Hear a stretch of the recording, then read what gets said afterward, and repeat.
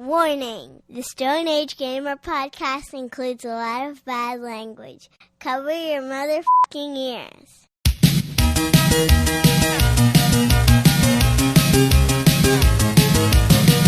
Good evening and welcome to the Stone Age Gamer podcast. I'm Kris Randazzo and joining me tonight is Reciprocating Ribs, Dan Ryan. I don't have anything for that one. I looked it up. I believe that is the correct terminology for the way the ribs move in this game is reciprocating. Yeah. I wanted to say oscillating, but that's not it. Oscillating involves turning. But like a piston like a movement. Fan. Exactly. Left and right. A piston movement is like a reciprocation movement. Anyway, it's time for this month's Alphabet Super Series. It was Dan's pick for the letter L, and he chose Life Force for NES. How does this salamander-fueled Gradius spin-off fare blow up some enormous red blood cells? Because the Stone Age Gamer podcast starts now.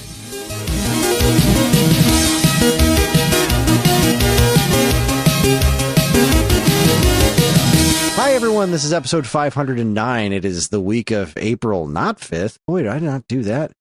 No. Oh, you know what else I didn't do? Anyway, all right. It's April 12th, the week of April 12th. That's when this episode's going to go live. 2024.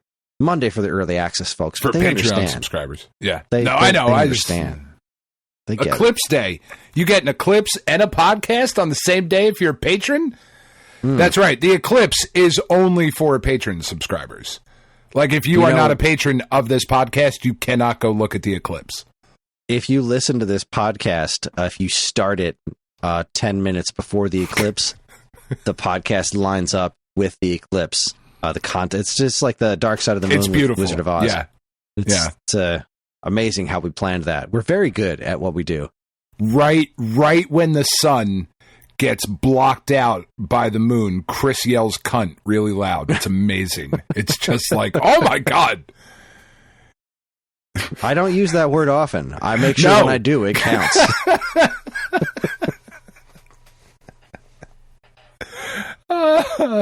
Man. Yeah. So I wanted to go pick up a controller the other day. Yeah. I'm playing, not the other day. It was today. No, was it today? No, it was yesterday. I went to go pick up a controller yesterday. I was going to load up Life Force. I wound up playing it today, but I was going to load up Life Force yesterday, and I went to go grab my NES controller, and my wires, they're a freaking mess. And I was looking at them like, all right, you know what I really would wish I had? You know those Velcro cable ties? Yeah. Like those things are the best, right? Those are great. They're high quality. I've got a couple of them laying around, but it would be amazing if I could get like a bunch of those. They're probably stupid expensive, right? Because they're the nice things. Why not? I go look, because everything, even vaguely nice, is expensive. I went on Amazon. It was like $6 for 150 of them. So they showed up today. God. Yeah, I was like, what the hell? And they came in a brick all stuck together. Just like you just peel off one after another. They're very space efficient. So now I've got a lot of them, and I just re-wrapped all of the regular controllers I use regularly. And they're all in a laundry basket. I did that during movie time this evening with the kids, and my fingers are kind of dried out from dealing with all that pointy Velcro, but all my controllers are handled in nice, neat fashion. They're like, I don't have the cables wrapping around themselves and getting all twisted and stuff anymore. It's real nice. I'm going to go through and do everything like that. And I feel like a jackass because, like, I don't know, a year ago, I bought a package of pipe cleaners to wrap up all my controller cables in. Sure. It's like, well, I want to do something that's little, like, I wish I had zip tie or cable ties, but cable ties are super expensive to get, like, a whole ton of them. I'm not going to get that. I'm not going to use zip ties. I'm not going to cut them every time I want it. I wish I had those Velcro things, but I bet they're too expensive. So I know I'll buy cheap-ass pipe cleaners. I did that, and it's fine. But these Velcro things, way nicer. I'm going to go through and do everything in Velcro cable ties, and it's going to be fucking great. That's awesome. Cables, it's the worst. It's the worst. I am not great at cable management, but Matt Much is, and I keep wanting to like invite him over to be like, could you make my computer setup pretty cable tie and related? Yeah. Because like, man, he knows what he's doing as far as like hiding cables, and it's something I just don't have a talent for. Every time I try to do it organized, it always just looks like a fucking rat's nest when I'm done. And I wish it was pretty and elegant, and you didn't see cables wrapped all over the place. But I don't know what else to do. I don't have the brain for it, Dan. I don't have the brain. I don't know. Yeah. I have to, at some point, I'm going to put the wires from my television through the wall. I got to cut some holes in the wall and like run them down. But then tonight, like right before we started recording, like I came down to my computer to start doing some shit. And I was like, oh, fuck, man. Like I'm not connected to the internet. That's weird. Let me go upstairs and reboot the router. That shit happens sometimes. Whatever. Routers can't be trusted. No, they're fucking shifty as shit. So I went up, rebooted the router, came downstairs, still not connected to the internet. I know what it is. Let me reboot the computer. Sometimes that shit happens. Computers, they also can't be trusted. Rebooted the computer, still not connected to the internet. I was like, well, I mean, the only thing left is that the puppies have chewed through the wire. And if they have, I'm going to strangle them with it. So I went out into the other room and like I ran the wire and it's all like tucked and taped and covered and nope, they still got to it and chewed right through the wire. So I'm like, all right, let me look up some prices for Ethernet cable real quick on the old interwebs there so I can, have a wired connection for this show. And Home Depot, for a 50-foot Ethernet cable, Home Depot wanted $40. And I was like, well, I guess we're doing it Wi-Fi, unless I can find it cheaper, because I'm not spending fucking $40. Amazon has it cheaper, but it's not going to be here in the next 7 minutes when I need it. We're not quite there yet. I was like, all right, Walmart, 50-foot cable, $10. Done. Let me run to Walmart real quick. So run over to Walmart. Get to Walmart. What I love. See, here's the thing, Chris. I try my very best. Even giant fuck corporations like Walmart, I would still rather go to a brick and mortar store than I would on Amazon. I feel like Amazon is the worst of all of them, and then like it's degrees less for everybody else. Walmart, pretty fucking close to Amazon, not as bad. Anyway. So I go to Walmart, and the reason people shop on Amazon, I feel, is because when I looked at Walmart's website, it said in aisle L3, we have a 50-foot Ethernet cable in stock for $10. Fuck yeah. Let's go get it. I go to the store, go to aisle L3, look at the Ethernet cables, look at the empty spot where the 50-foot one should be, because they don't have any, even though the website said we have it in stock currently. Come get. I could even have ordered it for pickup or for fucking delivery to my car. Like, they were going to let me do all of those things. But it wasn't there. And the price was $18. It was $8 more expensive than the website. It's like, well, the 75-foot one that's next to it is only $20. So I tried to go to your brick and mortar store. You said you had it. You said it was one price. I showed up. It's more expensive, and you don't fucking have it. This is why we go to Amazon. So, all of that is to say, I now have a way too long Ethernet cord running across, like, the ceiling of my downstairs living room and, like, draped in, and I don't know what I'm going to do with all this extra wire. I've just got copious amounts of extra cable, and I am very unhappy about it. Well, did you strangle the dogs? Oh, no, not yet. I'm saving that for a special occasion. Okay, I was on the edge of my seat. God damn it. You promised me dog strangulation, and you don't deliver. Yeah, I know. Well, and like I can't. They're puppies. Like they chew and whatever. But it's fuck, man. Chew on other shit. I taped this down. This clearly wasn't for you. That's why I put tape over it. You should know better. Fucking dicks. Oh man, seriously, I have like 35 foot of Ethernet cable just bunched up on the floor in my office right now. I have way too much.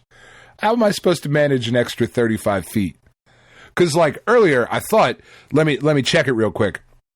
let me just strip the wire and see if I can't, like, fucking splice this back together. There's way too many wires inside there. It's like, no, I'm not fucking doing that. It's not a thing I have time for right now. Pain in my ass. I'm very sorry. Cable management sucks. It's the worst. It does. I'll tell you what's not the worst. Fucking yard work. And I did some. Granted the weather hasn't been perfect, but it was nice enough. I had a brief window, and I was able to get outside and finally put the new blades on my trencher. And I was thrilled. Because, holy crap, the new blades that I got are like, a solid... Make all the difference? 1.5 to 2 inches longer in every direction, because that's how much I wore down the one that came with it. And the one that I used actually wound up getting worn down pretty quick, too. I had to keep tightening them. Like, they just kept getting loose, because these are like weird off-brand ones or whatever. But that's fine. I just kept the ratchet in my pocket, and every couple of minutes or so, I'd just give it a tighten, and then I'd be able to get back to work again. And it's still, it definitely knocked off some of the blade again, just from the amount of work I needed to do to get the trench dug in the first place. But I'm pretty confident now that I know what I'm doing better. I'll be able to maintain this better, and I won't be like blasting through blades. I'll just need to, in a week or so, I'll go out there and do it again. Now that I'm not digging through tons of shit, and I can see the lines of where the sidewalk is better. I also have a couple of spots where the sidewalk is way lower than the grass that's next to it already. So in order to get that like carved out, like I can't, it's just not deep enough to actually make a trench. I have to like put the trencher on the grass part just so that I can make it flat going up against the edge of the sidewalk. It's not a perfect solution, but it's a hell of a lot better than it was. And it just felt good to get outside and do some stuff. I'm coming up with some plans for my garden this year. I'm just, again, going all in on tomatoes and herbs, because that's really all I use. I guess I don't really need to do much. Parsley is already way out of control. Got so much parsley back there, it's ridiculous. Which is great, because eventually butterflies, butterflies love parsley, and butterflies are great for the environment. So, I'll have plenty of butterflies cooking, but holy shit, the parsley that because I culled it all last year. It was all getting really big. Yeah. The oregano was way out of control. The thyme was out of control. And it's like, all right, we never used the thyme, so you're fucking out of here. And the oregano, I just cut everything down to nothing. Just ripped it all up and was like, I'm just going to start fresh next year. And then like a month ago, the parsley just starts shooting back up again, like, oh, but now it's everywhere. It's not just where the parsley was before. It's just like, this is a field of parsley now, and some oregano's coming back, and my scallions are fucking enormous. Like, almost unusable at this point. They're so...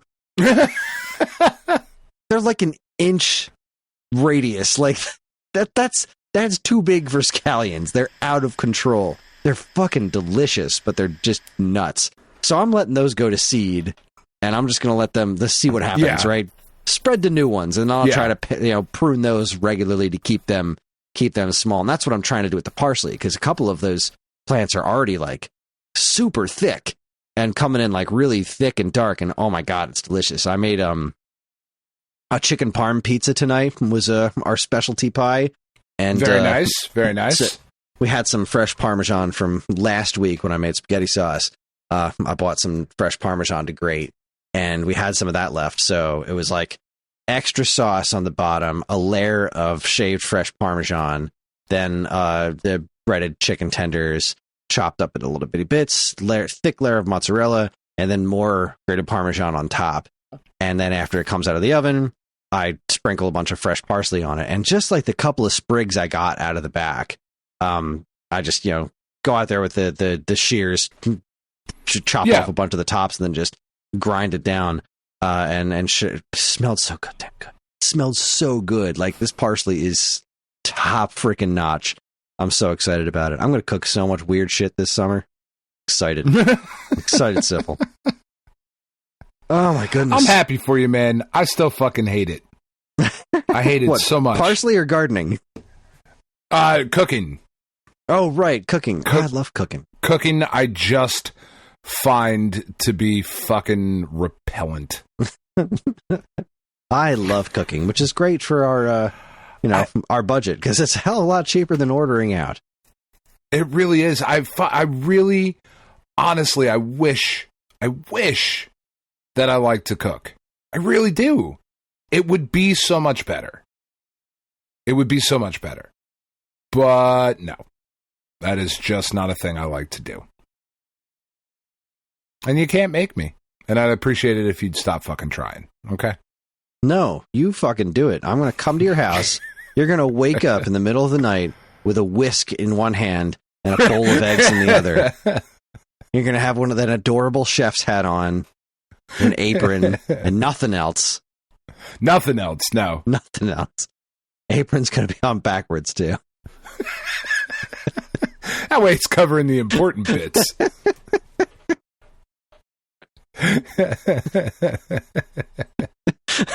What a picture. Oh, goodness gracious. Picture. I know, that's a fucking... Come on now. That's a great picture. These are the kinds of things... Why don't we have more listeners, Dan? Yeah. These are the kinds of things that make me just chuckle, knowing that one day, hopefully, my children will listen to this podcast and just be like, God damn it. Fuck is wrong with Dad and his friends? Someday, when we're long gone and our kids are parents and grandparents themselves, they're going to go back and be like, what was Grandpa like? Well, we just so happen to have a record of that. We happen to have a whole lot of him just being weird and filthy. Him and his strange ass friends. Really like. There you go. There it is. That was it. Yeah, it's good stuff. Good stuff. Oh man, I feel like it's been an eventful week, but it really hasn't. It's just been it's just kind of been a slog. Karen's been busy with work. The kids have been off on spring break, and I've just been trying my best to get work done whenever I can. And it's I'm kind of ahead of the game. Got next week's video done. That's nice. Yeah, I got next week's blog done. I'm like kind of caught up on things, and it's weird to feel that way. Because I'm so used to just constantly being behind. Now, there's obviously other stuff that I wish I could be working on tomorrow, but I've got to put the pedal to the metal because I have 2 more reviews left for Nintendo Force, and they need to be done. Like I just got assigned the due dates, which is a week from today. And they're tomorrow. Due dates were yesterday. God damn it! It's still a little far off on those. The one I'll be able to start pretty soon. I finished Contra. Nice. It's fucking great. It's a fucking mess. I really wish it wasn't a fucking mess, but it's a fucking mess. During the last level, I was, running and gunning, and then I just fucking fell through the floor. Why not? There wasn't a hole there. I just fell through the floor. Just right through the geometry, like boom, right down there. Done. It's like, well, that fucking sucked there. That's some health that I needed, but whatever game. But it's so fun. It's so fun. It's so hard to be mad at it because like everything I'm doing is awesome. And the more you play it, the more you can level up your character so that you can make the game easier on yourself. Which is nice. I bought the ability where all the weapons, instead of you get, like in Contra 4, you get a weapon, and then if you get it again, it powers up. So you get a spread gun or a super spread gun. I have this thing enabled where I just get it, the super weapon, no matter what. Like there is no normal weapon unless I take a hit, because you can also give yourself a life bar in this one instead of one hit kills like classic Contra. And I'm like, yeah, I'm too old for that shit. Give me a health bar. Give me the and goddamn then I will spend health bar. More in-game currency to get a bigger health bar and more lives by default. That's right. Because I have nothing to prove. And this game's hard, and I'm too old to. I think I talked about this before. Like, I don't know if it's that I'm too old to perceive it properly, but like you really got to be paying attention to everything that's happening on the screen, like at a Contra game. But the sprite-based ones, I can just see better. This one, things are very clearly delineated, like what they are. Yeah. But I have every now and then I'll just die being like, I didn't even see it. I didn't even see that thing. It was this glowing red thing that hit me. It doesn't blend into the background or anything. I just didn't fucking see it. Just didn't see it. Yeah. But the one piece of the game that I really need to experience before writing the review is multiplayer, and nobody else in this house is going to play Contra with me. So I have my friends coming over tomorrow night to put 4-player mode through its paces. It's Sean and Greg, who are both reasonably apt with games, and my friend Melissa, who has not played a video game in, I think, 20 years. So nice. It's going to be interesting to see how how it plays with people of varying skill levels. I also just really want to see how it holds up, because if this game's already a technical mess with one player, I feel like 4 players is just going to it's either going to be weirdly fine or it's going to devolve into a slideshow. But I'm very curious to see how it actually pans out. I kind of hope it's a slideshow. It's just because it'll be funny. But that's the thing about this game, is it really handles itself well. Whenever things chug or whenever things start to slow down, it never affects you. Like, the game will start sacrificing all kinds of things, but your movement will never be hindered by it.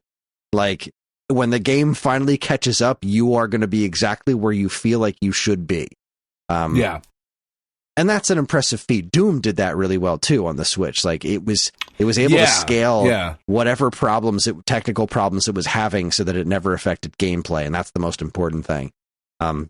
So that's wonderful. The other thing I have to write the review on is Princess Peach, and I've barely played it, but I have watched several other people play it now, and it has been fascinating because everyone's having similar but weirdly different experiences with it.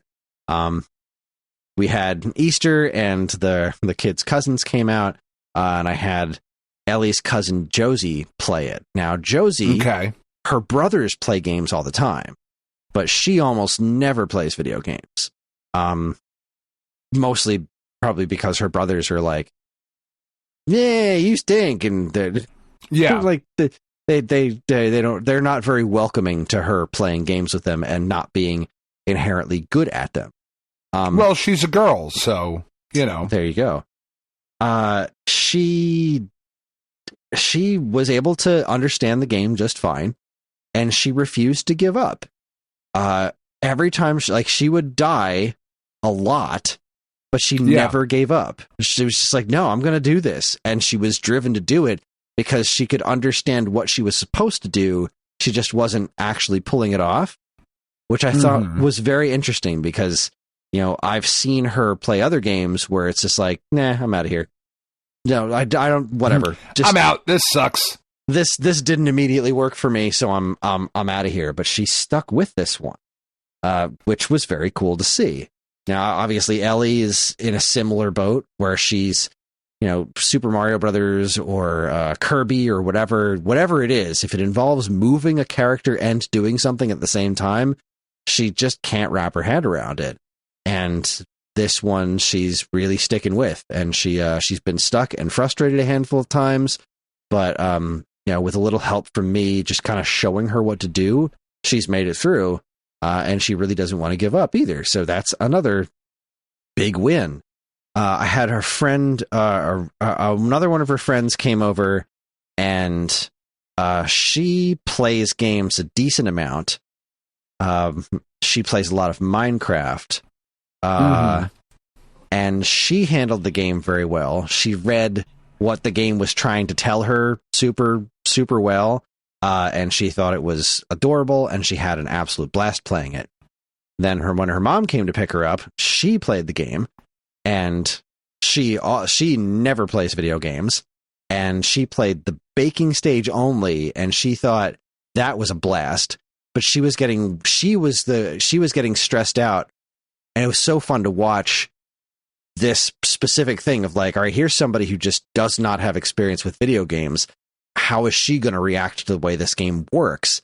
And she could handle the movements just fine, but what kept tripping her up was not being able to tell when the game was controlling Peach and when the game wanted her to control Peach, which is something that never occurred to anybody else who's played the game that I've watched. All the kids and my wife But that was a disconnect for her. I was like, I didn't even consider that. Like, never would I have considered that.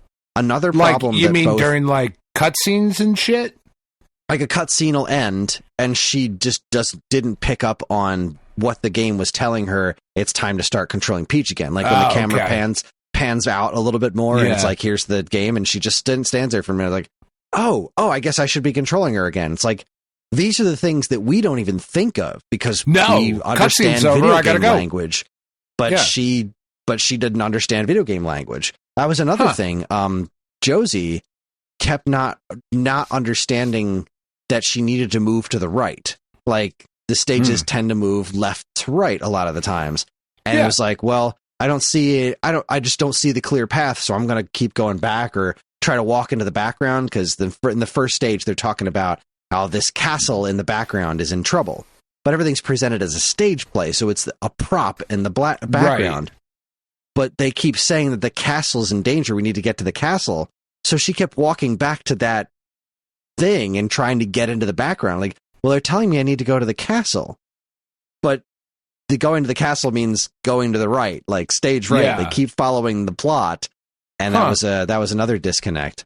But anyway, Ellie's friend's mom, she thought the baking level was really fun because the baking level doesn't really involve fighting bad guys. It's like making cakes and then decorating cakes, like almost like Mario Party style mini games with some moving of the character around. But when watching her daughter play the more action stages, she was like, I don't think I could do that. But this baking one was really fun.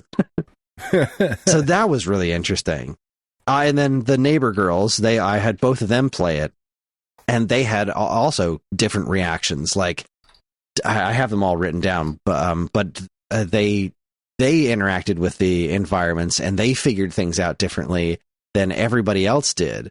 But the common denominator with all of these people that don't play games a lot, with the exception of Ellie's one friend and John, who also plays the game, the one connective tissue is that this is something that I can understand on a fundamental level, and because of it, I feel rewarded enough to keep playing it.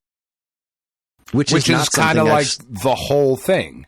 Right, that's the whole thing, and that's something that I never see from other games with this specific audience.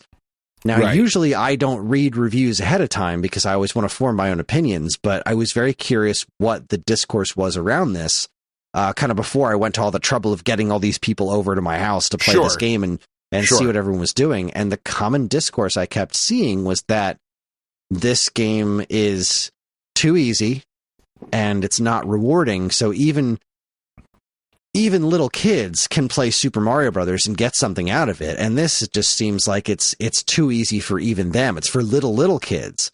And I'm looking at that response and thinking, I don't think that you have a lot of experience with people who don't play video games, because Karen can't play 3D Mario games. Karen can't beat Super Mario. Karen playing New Super Mario Brothers 4-player with us is a fucking nightmare. Playing the Kirby Star Allies with us was super frustrating. Any of these games that involve moving a character and doing things at the same time are super frustrating for her. Yeah. And it wasn't always that way with her. She was able to get through Sonic the Hedgehog as a little kid, but other than that, video games, she likes video games. She plays Suika games, she plays Dr. Mario. She's 100%ed Runner 2. That's not an easy task. No, she did not it at on all. 3 difficulty levels. And what I noticed about that, like, I see her, you've accomplished this task. How can you not get this? How is it that you're good enough at this, but not this? And it's because in Runner, she doesn't have to move the character and interact with things. The character moves automatically, so all she has to do is interact with things. Just like puzzle games. All she has to do is interact with things. It's not both at the same time. And that's a huge disconnect with a lot of players. When I see the kids get together and play Smash Brothers, they're just mashing buttons, right? But anytime they try to do something, they're falling off the edge and all that stuff because they can't figure out how to do those two things at once, how to move and interact at the same time. But then Mario Kart's a totally different animal, right? You just move and steer. And it's like, that's Mario Kart. So like, those kinds of things are for everyone. So when people say Mario or Kirby is like that this is easier than those, but that kids can play those games and get something out of them even if they don't finish them. I've witnessed firsthand that's not the case. Ellie gets nothing from those games, but frustration. Right, she hates them and doesn't want to play. Loves the characters and wishes that she could play, but she can't because a level and a half into the game, she can't jump over something because it's like, how do I move and jump at the same time? I can't grasp that. And like, it doesn't make any sense to me as a gamer, but like looking at it, stepping out of myself and saying, all right, what is the actual problem here? That's what it is. It's the complication of multitasking within a game, which is something that John's struggling with this Super Mario Brothers, right? We're going back to Super Mario Brothers 1 with him that I've been doing for weeks now. And his whole thing is a complete inability to see the whole screen. To be like, all right, I'm just going to go and try and react, but he won't take into consideration where things are going to be, right? So like, it's very easy for him to get killed by a Goomba. Because even though the Goomba is just going to move forward, it has a static plan. It's just going to move forward at an exact normal pace, and that's all it's going to do. But he doesn't play the game thinking about, how do I make Mario jump and land where the Goomba is going to be? He looks at it like, I'm going to jump and land where the Goomba is instead of where it's going to be. And he misses, and he gets hit, and he gets frustrated. And that's what I'm watching him do. And I'm like, I need to train him to learn how to look at that differently, because that's just not the way his mind works when playing video games. And there's modern solutions to those problems that involve giving you temporary invincibility or giving you the ability to skip things, but it's not solving the innate problem, right? It's not taking it down to an even more simple level and showing you how to move forward. And I think that's what I think that turns a lot of people off. Well, it's one of the things like we talk about all the time of like, we kind of grew up on the brilliance that is the first level of Super Mario Brothers. That game teaches you how to play video games, or how to play that type of video game. Right? Like, Pac-Man didn't do a really good job of teaching you how to play puzzle games or that sort of game, or how to play video games. It just like, oh, fuck. I'm freaking out and I'm figuring shit out like as I go, but it wasn't holding your hand through it. But we grew up playing that, learning how to play a video game, how to play that style of video game with Super Mario Brothers. And this generation has grown up playing games like Minecraft, where you just do shit. Yeah, you just go. Like, there is no objective a lot of the times. The combat in that game is trash. Oh my god, all it's the mechanics awful. are awful. Yeah, it's a horrendous game for the most part. But you just kind of do shit. And things happen, and you're like, oh, that's kind of cool, but it doesn't actually go about really like teaching you anything. It just drops you that sandbox of like, you can do anything. We're not going to tell you what to do because you can do whatever you want. Then trying to apply that sort of logic to a game that does have those specifics, yeah, like you can see how that would be frustrating. Or you could see how you would try to walk to the background. Yeah, it's pretty. Just go there. Obviously, as me, sometimes it gets frustrating watching like my kids just not get the core tenets of video games, and a lot of it comes down to just the way that they learn. Like, I've wanted to start teaching. The first episode of the Stone Age Gamer podcast was about how am I going to teach my kids how to play video games. And it didn't fucking work because they weren't interested. They weren't interested in learning like that. They just wanted to do stuff. They don't think the way that I did when I was a kid. They just don't learn the same way. And so learning, starting with Space Invaders to get the basics of character movement and shooting, like that's the most basic example I could think of how you teach somebody how to understand doing two things at once. And like, there was no patience for it because everything's different now. We played those games and learned that way. Like, we learned through Super Mario Brothers because like, what was our option? There just wasn't anything else. There weren't other more simple mobile games or YouTube videos to get lost in for 7-8 hours at a time. Like, if you wanted to play video games, this is what you did. These were the games that are available. And you know, they're fun, and we were able to find the fun in them because lots of things about them were new and exciting at the time. But by the time my kids were old enough to do that stuff, video games as a concept weren't as fun and exciting because they'd been seeing that shit since they were babies. Yeah. So it's all been very interesting, and I want to find a way around it. I want to find a way to get that education into kids, because what I keep telling John is whenever he gets frustrated with the other games that he's playing or anything that he's trying to do, and he just can't wrap his head around it, and most of it comes down to like his solution for everything is louder and harder. Like, just mash buttons, just angry. That'll fix the problem. And that's never the answer. Patience. That's how Tiff got pregnant. And I had this idea, and somebody's going to steal it. Somebody's going to steal it. But I had this whole idea while I was walking the dog the other day, thinking about my Princess Peach review.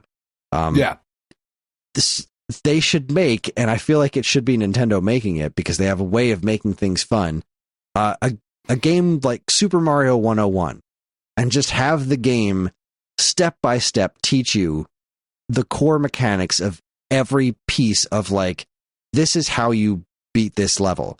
And like, you get to the Goomba and it teaches you the first Goomba, and it teaches you this is what its movement pattern is. Don't try to hit it from here, try to land where it's going. And then you practice that one jump, and then you practice jumping over gaps, you practice getting power-ups, you practice all these little things that it teaches you to do one by one. And then you have infinite tries to do all those things until you get past them. And then you have to play that stage in order to move on to the next thing that you need to learn. Like, it's a game about teaching the core basics of games. Gamifying learning how to play video games. Right. I think there's something there. But I mean, there might be wherewithal to do it. It's an interesting thing too, though, like hearing you talk about this, because you've also admitted that you fall victim to this. With modern games, one of the things that doesn't appeal to you is how complicated they've become. Right. I don't want to do all these things with all of these buttons, and in order to do the things I need to do, I've got to hit, like I've got to press this and hold this and move this and do that, and 2 thumbs and 4 fingers, and I'm fucking flicking something with my nose, and like, you know, you've said yourself, like, you're just not interested in doing all of that. So like, I imagine there will come that point for me too, of like, all right, I'm out. You gone too far. I'm done. You know. That's just kind of interesting hearing that. Like hearing you talk about, because you got up to that certain point and you were like, "All right, fuck you." Enough. I did. It's overwhelming, and I feel like a lot of that is definitely some me shit with, like I was just talking about. Like, it's weird feeling that I am caught up, because I always feel like any time that I'm spending playing games, almost any time I've spent playing games, it's time that I'm taking away from things that I should be doing. Like, I always have more things to do. There's always chores I should be doing. There's always work I should be doing, writing I should be doing. There's always something. So taking the time to learn a game that's complicated, that doesn't come naturally and intuitive and feel intuitive to me, like, that's time. I only have a half an hour to spend playing a game. Like, I want to play Horizon Zero Dawn, and I only have a half an hour to play, and 15 minutes of it is me trying to learn the basics of the controls. I'm never getting anywhere. Yeah. You know? Well, and that's certainly a large part of it, too, because so many games are just so vastly different for what you have to do. I mean, there's a lot of similarities, sure, but there's also a lot of nuance and subtlety to a lot of the different control schemes in different games where you're like, dude, stop it. Stop it. It's a lot. There's a lot of complications going on there. Even what's weird about it is, like, I've spent a decent amount of time, even though they fucking broke the game, and I'm mad at Sony San Diego for doing so. They pushed out an update that just totally fucked up the show. Like, nobody can hit anymore. It fucking sucks. Like, you're hitting good contact, like putting your PCI exactly where it's supposed to be, getting good contact on the ball, and it's like a foul ball. That should never fucking happen. They broke the fucking game. Anyway,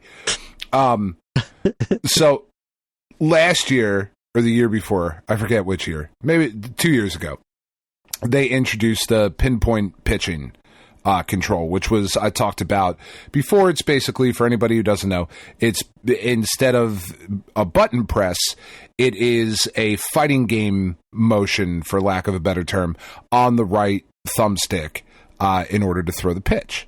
Right? So you aim the pitch with the left thumbstick, and then you got to do like a Hadouken to throw a fucking curveball or whatever. So it was the way it was for 2 years. This year, they updated some of the pitch motions. So it's like, all right, I have to relearn how to throw a sinker, or I have to relearn how to throw a slurve because the pitching motion is different. And on top of that, if you pitch with a left-handed pitcher, all of the pitching motions are reversed. So it's like, well, fuck, like, I know how to play this game. And you fucking went and changed a bunch of shit, and now I have to relearn how to fucking play this game. That's fucking annoying. I understand why you did it. It makes perfect sense. If a lefty is throwing a curveball, it's going to look differently than a righty throwing a curveball. But it's still a video game. I'm not actually doing it. Why I was just talking. I guessed it on the Super NES podcast, and their next episode, I was like kind of excited to give some feedback on, because their next episode is going to be Super Bases Loaded. I'm like, man, I used to love Super Bases Loaded. I played the hell out of that game. I used to love sports games. Yeah. But modern sports games are so unbelievably daunting to me, because they're, once like the 16-bit generation hit, and once we got a little bit past that, is when the more powerful game systems got, the more focus was placed on realism.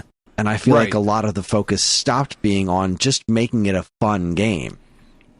Yeah. And so fun games wind up being relegated to ridiculous arcade-style things. Whereas when you look at, like, Super Bases Loaded isn't hyper-realistic, but by 16-bit video game standards, it was realistic sports simulation, but it was also not overly complicated.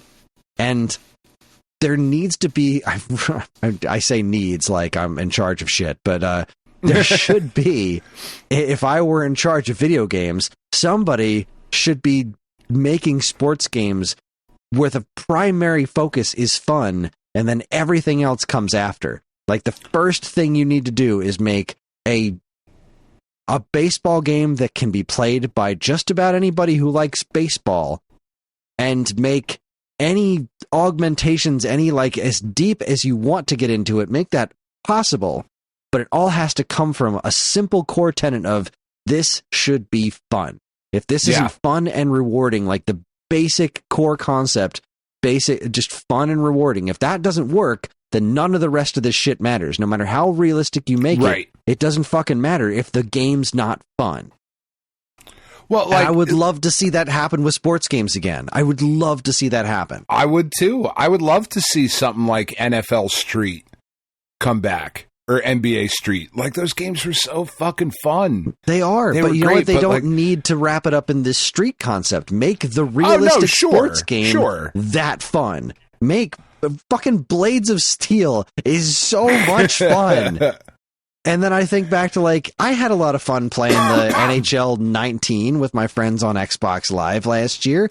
That was a hoot. But like at the same time, I had to spend like an hour learning how to be a goalie. I had to spend an entire chunk of my life training at a position. It's like, it's a video game. I should be able to just get in there and have some fun. Yeah.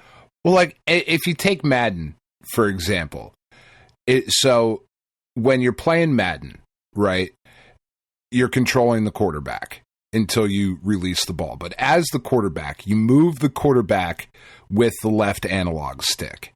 And then you throw with, depending on how many receivers you have on the field, you can have up to 5 receivers on the field. And how you throw the ball depends on the type of button press you do. So like mashing the button down is a bullet throw.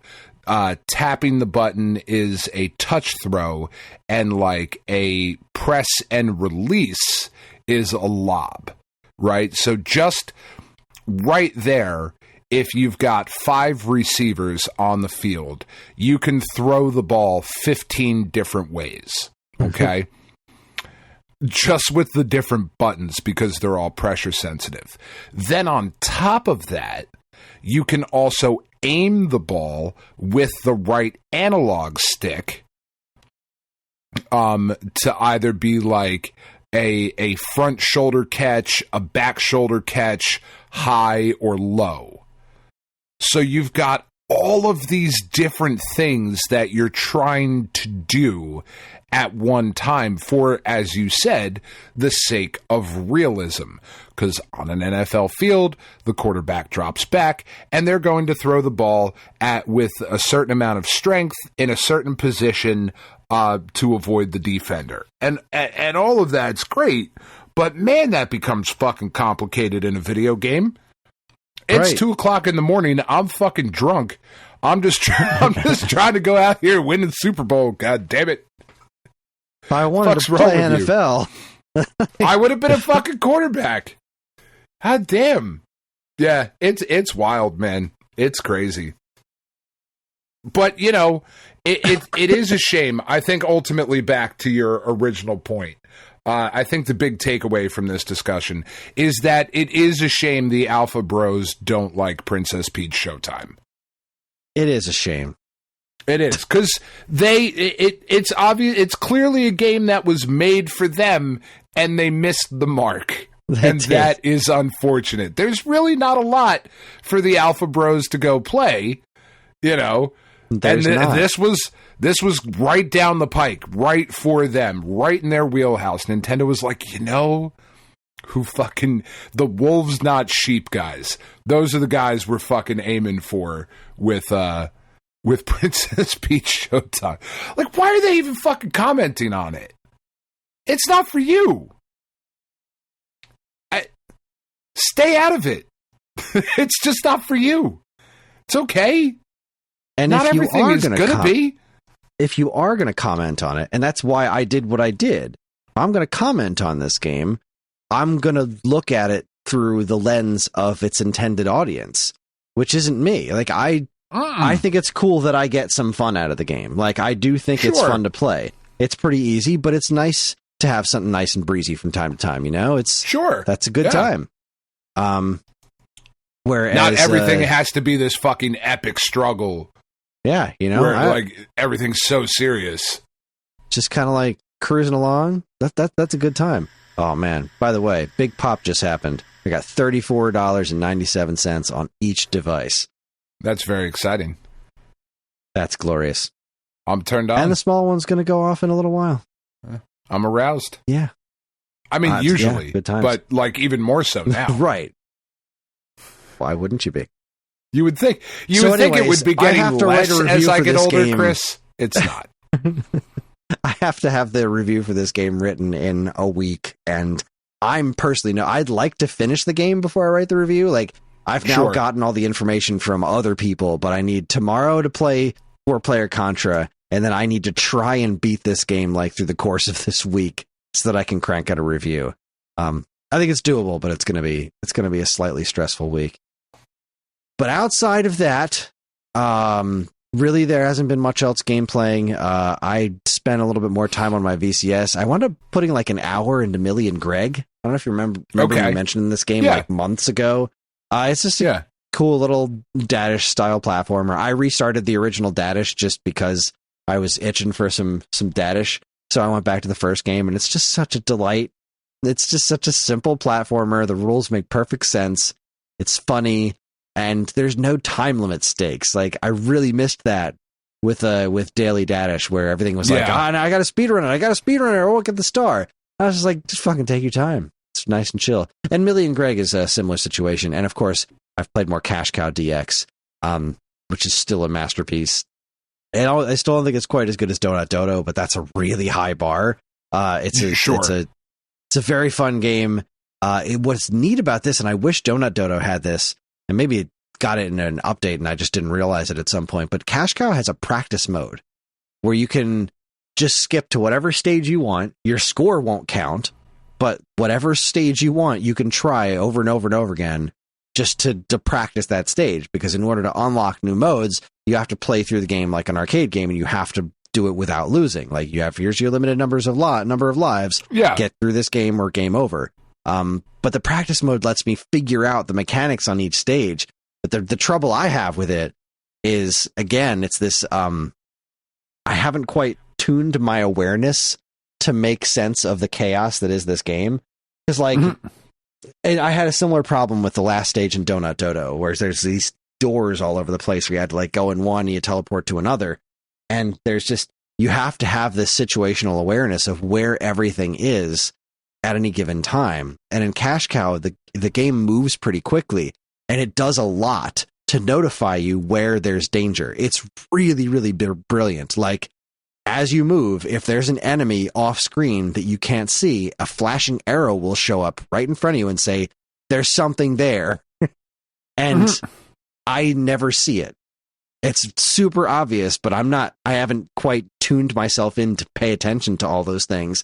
And I'll get in the groove every now and then where I can just, like, I'm seeing everything. It's all falling into place, like Tetris mode, you know, like where you see, your eyes go blurry and you just kind of see the game. I'll get into that mode, right? Sometimes with this game, but I can't consistently do it yet. And I die so often from, like, really stupid things that I should have seen coming. But it's so fun. This Studio Pixel has my freaking money for life. It just, whatever you guys do, like, holy, it's just like Sabotage with the Messenger. Like, you hit something so perfectly. You just nailed it. Whatever else you do, I will at the very least try. You've got my business for life. Well done. And you found your niche. Stay in your lane and make awesome shit. Yeah. Don't try to now make a fucking 3D shooter. No, you know what? Go for it. Fucking do it. Because what happened with the Messenger, right? You did a Ninja Gaiden thing. They moved on to a turn-based RPG, and it was a fucking masterpiece. Make a first-person shooter. Whatever you do, I'm there for. Whatever it is. And we'll talk about something similar to that a little bit later.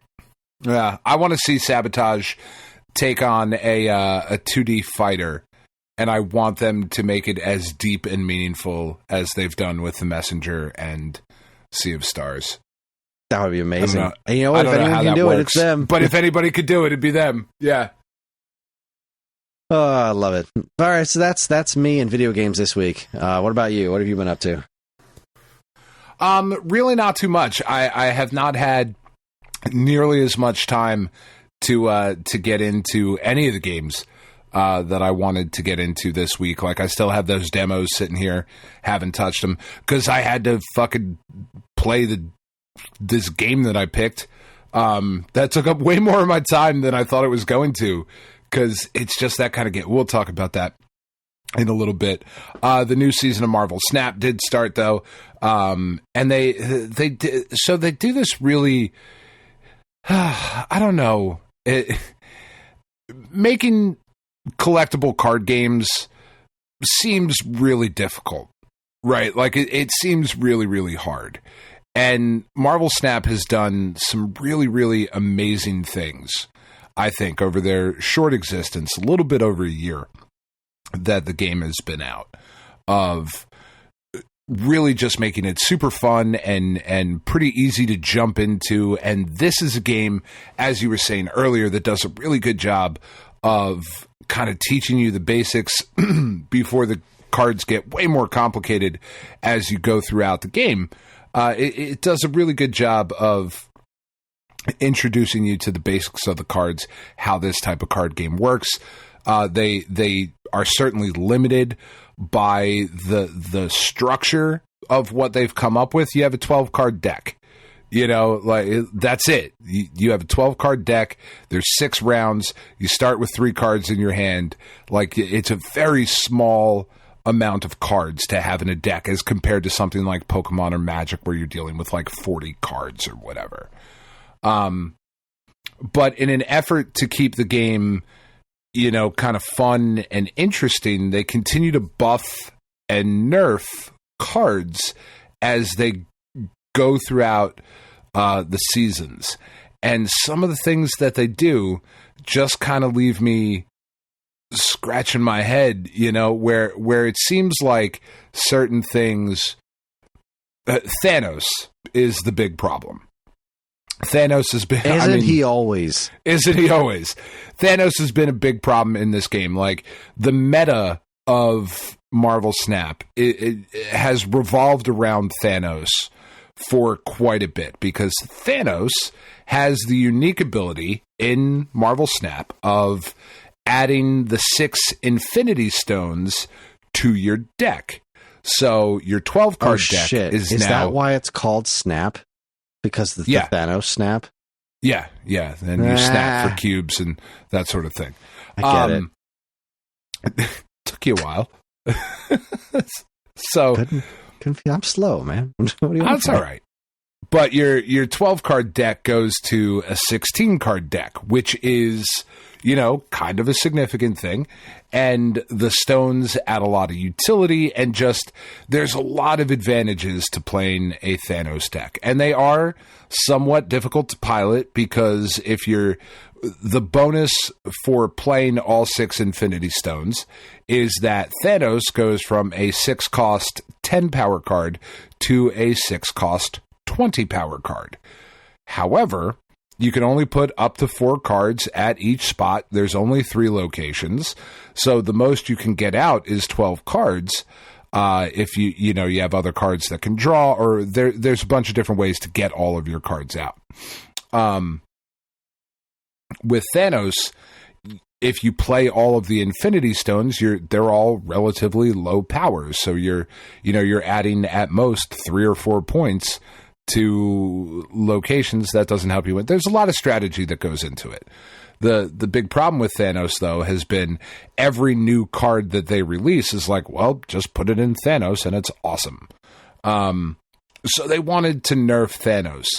And what's interesting when Second Dinner does this shit is sometimes they pull out a nerf and it's like, well, that's over. Cool. Like, instead of buffing other cards, they will nerf the strong card into oblivion for like a couple of months, and then they'll be like, all right, we're going to return some power to them. You know, and it's just this weird fucking thing that they walk. It's just, like I said, I imagine it's very, very difficult. I am not a game developer. It just seems to me like maybe buff some other shit instead of, like, you kill the fun of a lot of these cards, and it's like, well, this isn't as much fun as it used to be, and that kind of sucks. But regardless, whatever. Snap. I already talked about a little bit about the show, but the show has been really weird this week, and I spent a long time, like, thinking it was me. Of like, I don't know, maybe I just got bad at this game all of a sudden. And no, it's not just me, but they put out some shit that really fucking broke the game. So what we did instead was we went and played through the Derek Jeter storyline, which was just so fucking cool. Like, they did a really great job last year with the Negro League storylines, and they've done a really good job. So I've only played one chapter of the Negro League storylines this year with Tony Stone, who is the first female professional baseball player. She played for a couple different teams throughout, I think it was like the 40s and 50s, but ended up playing for, I think it's the Cleveland Clowns. I could be wrong that it's Cleveland, but it was like a northern team that was called the Clowns. Hank Aaron was their second baseman. He left, and a girl, God forbid, took over and played professional baseball, which is just kind of awesome. And she's somewhat of a controversial and problematic figure, but she is also the first one to do it. So that's kind of neat. But playing through the Derek Jeter stuff was just really awesome, because there's these like sit down interview segments with Derek as he is introducing like what you're about to do in the clip, and talking about, having to get, like when it talks about him getting his first hit. It was in Seattle. It was in the Kingdome, which is not the stadium they play in currently. And Derek Jeter is there in an interview talking about how nervous he was. And he was this, skinny punk kid and growing up a Yankees fan. And all he ever wanted to be was shortstop for the Yankees. And now he's the fucking shortstop for the Yankees. And like, what do you do? You're the dog that caught the car. What do you do? Now he's got all this pressure to get his first hit. And then it drops you into the Kingdome, and you have to get Derek Jeter's first hit. And that's just kind of awesome. Like it's just this really cool interactive storytelling method. And you unlock some other cards like along the way. You unlock a Jeter card that you can use, and a Paul O'Neill card, and a fucking Chili Davis card, which I never thought I'd be excited. But like, it's fucking Chili Davis. It's great.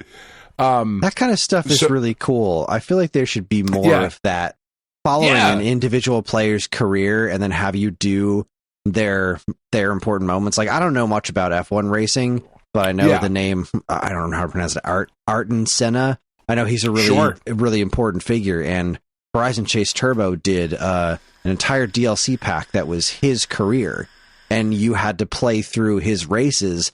And in order to advance, you had to do the things in his races that he did. So, like, you have to do a race where, like, it doesn't matter if you win this race if you don't pass this guy, because that was the important part of the race that happened in real life. So you have to do, like, they tell you the story. It doesn't play out quite as cinematically as it sounds like what you're talking about with the show, but, like, they'll tell you the story of what the race was about, why it was important, and then you do the race, and you have to do it the way Senna did it. I thought was really, really fun. That's so cool. I feel like I'd love to see more of that kind of stuff in sports, because there are a lot of, who doesn't love a good inspirational sports movie, right? No, of course. So like, there's a lot of great so inspirational stories. Stuff. Exactly. There's so many great stories in sports, like playing through a legendary player's career. I think that's really fun. And that's a really fun idea. Yeah. And they really like, for the issues that the show team has sometimes, when they do shit like this, man, they really fucking nail it. They really, really do. And I know this game caught a lot of flack when it was announced, because like, oh, you're fucking doing a Derek Jeter story. Like, yeah, of course they are. Yankees are the most popular team on the planet. Like, I'm sorry you like the Diamondbacks. But fuck you. Like, it's okay. Maybe they'll get to a fucking Luis Gonzalez moment. I doubt it. Look, I'm a Flyers fan. That doesn't mean I wouldn't play a Wayne Gretzky game. Like, come on. Well, yeah. Like, there's just some really cool shit. And you're right. Like, there's just so many opportunities for that kind of thing. Like, give me the fucking mode in Madden where I just get to be Lawrence Taylor and go through all, like, his fucking legendary shit, and, a mini game of doing coke in the fucking locker room at halftime. Fucking awesome. Yeah, I suppose you do have to pick your players pretty carefully. Yeah, you do. Let's get the Babe Ruth game. Well, but even with Babe Ruth, like, you could ignore a lot of shit, but how cool would that be to do the call your shot moment. You know, the legendary. God, right? Like, you've got to do the call your shot moment. And there's just all this cool stuff. You know, there's so many different players with different stories that you could go through. And like, what's cool is that Derek Jeter is still with us. You know, like, he can sit down and they can do these interviews. And he can talk about those moments. But for the Negro League storyline stuff that's in there, none of those players are around anymore. At least I think very, very few of them anyway. I could be off, but it just from a timing standpoint, right. Most of them are gone or are just too old to present a product that is worth watching. You know what I mean? Right. Not to be insensitive about it, but there comes a certain point where you can't remember, you can't talk about, you're not articulate enough because you're just too fucking old. Shit happens. Father Time is undefeated, right? Always wins. Yeah, I mean, you can still run for president, but, you know, making... you can still be president of the country and have the nuclear football, as they say. Making an amusing documentary. Hell no. Actually, certainly. As you're talking about this, I'm thinking about playing through the Gold Master series, but like applying that to a sports figure. So like, yeah. and like doing proper that interactive timeline documentary, like, but have an interactive documentary instead of just a regular old documentary. Like, that'd be so fucking cool. Yeah, that would be really wild. Play through like Joe Montana's career or Wayne Gretzky or fucking Michael Jordan's career. You know, seriously. There's just Michael Jordan Chaos in the Windy City is not the documentary that we wanted. No, but it is the documentary we deserved, I feel. But no. So anyway, as I was saying, the director of the Negro League Museum is the one who sits down for the interviews, and this guy is a wealth of knowledge and a good storyteller. And he's the one who's talking about Tony Stone and Hank Aaron and fucking Satchel Paige and shit. You know, so it's really fucking cool. Like, I really, really enjoy it. And for a game that I love so much, about a game that I love so much, it just makes me very, very happy to see these things be in there. And there's a little tag at the end of, you know, more coming soon. And I don't know when it's coming soon, but like, give me some more of this shit. I love it. It's great. Standing. Yeah, it really is. All right. And then I guess. What else? Oh, you got more? Bring it on. Keep talking. The only other thing we did watch the first 2 episodes of X-Men 97. And I like it as much as I liked it 20 years ago, which is to say, it's fine. Yeah, I think it's great.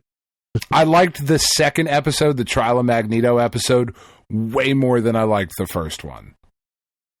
But those are the only 2 we've watched. And there's only 3 out, right? Or there might be 4 as of today. There's 4 now. The Jubilee one that's all video gamey. Okay. Which is neat. They go to... It's a Mojo episode. Nice. Is Longshot in it? Because if Longshot's in it, it might be my favorite show of all time. Well, Longshot was in a couple episodes of the original series when they went up against Mojo. Nah. But no, Longshot's not in this one. But it's a lot of references to the Sega Genesis game and the arcade game. And that's cool. They come right up against actually having Magneto say the lines, but he doesn't actually say them. It's a huge missed opportunity.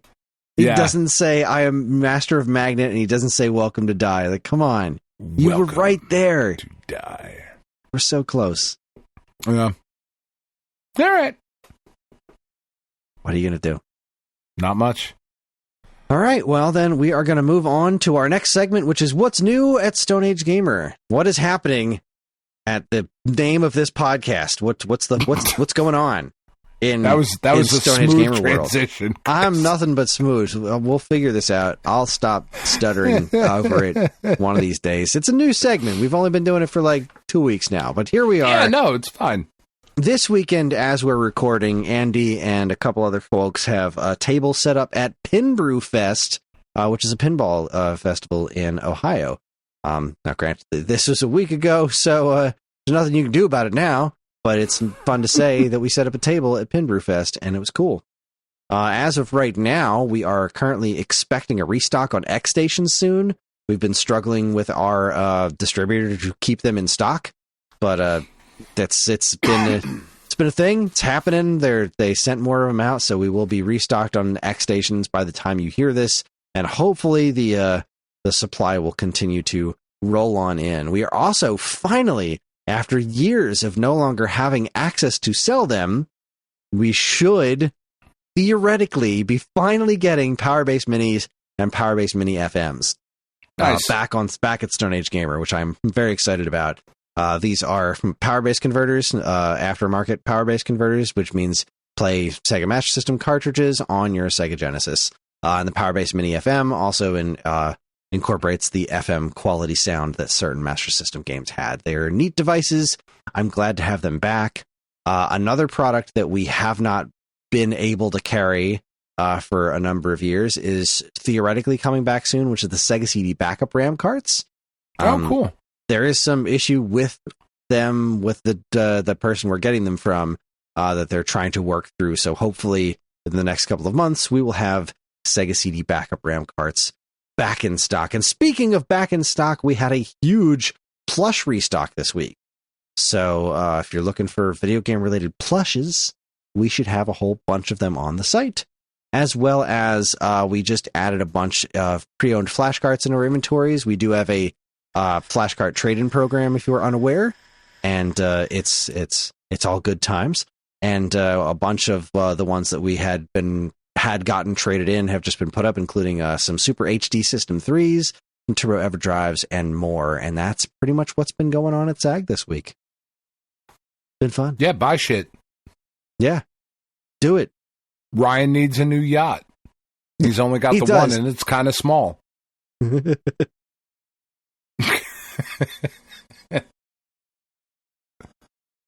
well, like what, a 20-footer? Something like that. It's like it's Bush League, you know. It really is. It's like, come on. Look at this, guys.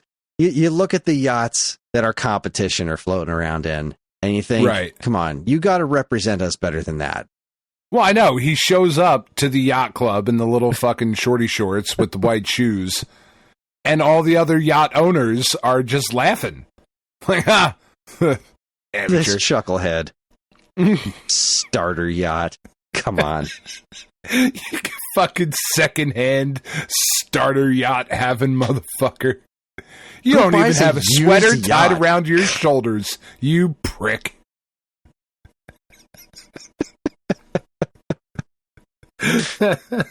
Well, I don't think there's any better time than now to transition over to Week Old News. Welcome to Week Old News, where we talk about all the news that was new a week ago. See, that was better, right? That was better. That was so much better. Like, that wasn't even written down. That wasn't scripted. No. That was right off the top. You better write that shit down. The fact that you called it out too of being better also makes it so much better. Well, I'm very professional. We know this, Dan. It's a scientific fact. I am very professional. What the fuck did I say? See, I didn't fuck it up. I've already forgotten what I said. What was it? All the news that was new a week ago? Something like that. I don't know. It was pretty good. I'll go back and listen to it. Listen to the tapes. Check the drops. If only someone was recording this. Oh, God damn it. Test. 33. All right. First up, we have from Go Nintendo. Koji Kondo lent his voice to Super Mario Bros. Wonder's most unique badge. If I remember correctly, this is a badge that I used for like 4 seconds and then turned off because I didn't get it.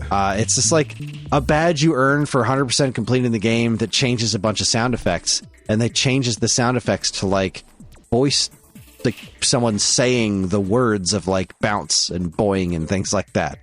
And apparently, that's kind of great. We just found out just straight onomatopoeia. Exactly, and we just found out at GDC that the voice was none other than Koji Kondo's. That's pretty cool. He's the one who said all the things. So according to Go Nintendo, Mr. Kondo had an idea for a live-action Mario with human proportions that would run through levels and hum the background music. Turns out this idea proved too strange and difficult to implement, which led to it being scrapped, but a portion of the idea lives on in Kondo's sound-off badge performance. That is outstanding.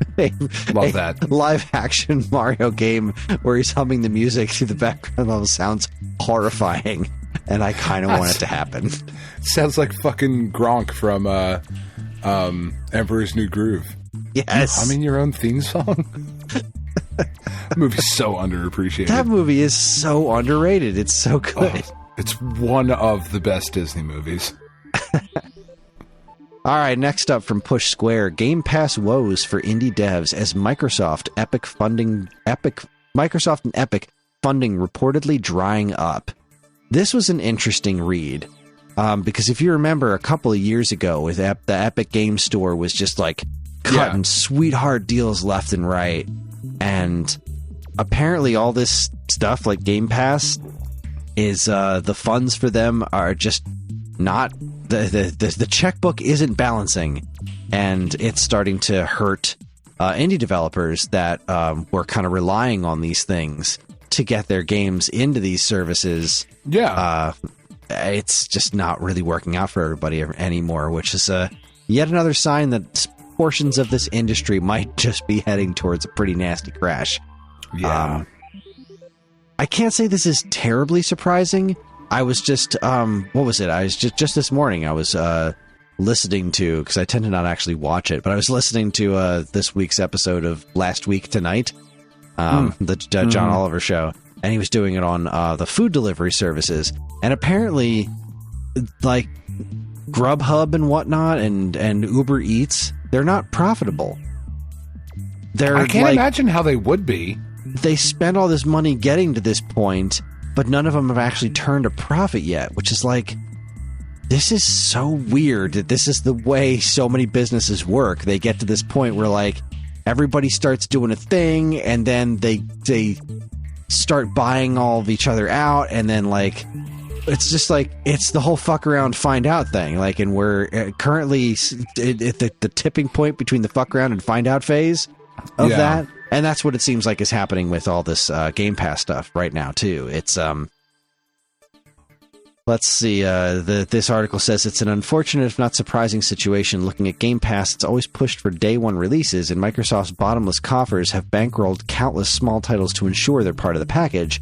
However, as subscriber numbers plateau and growth slows, we're not surprised Phil is having to be a little more conservative here.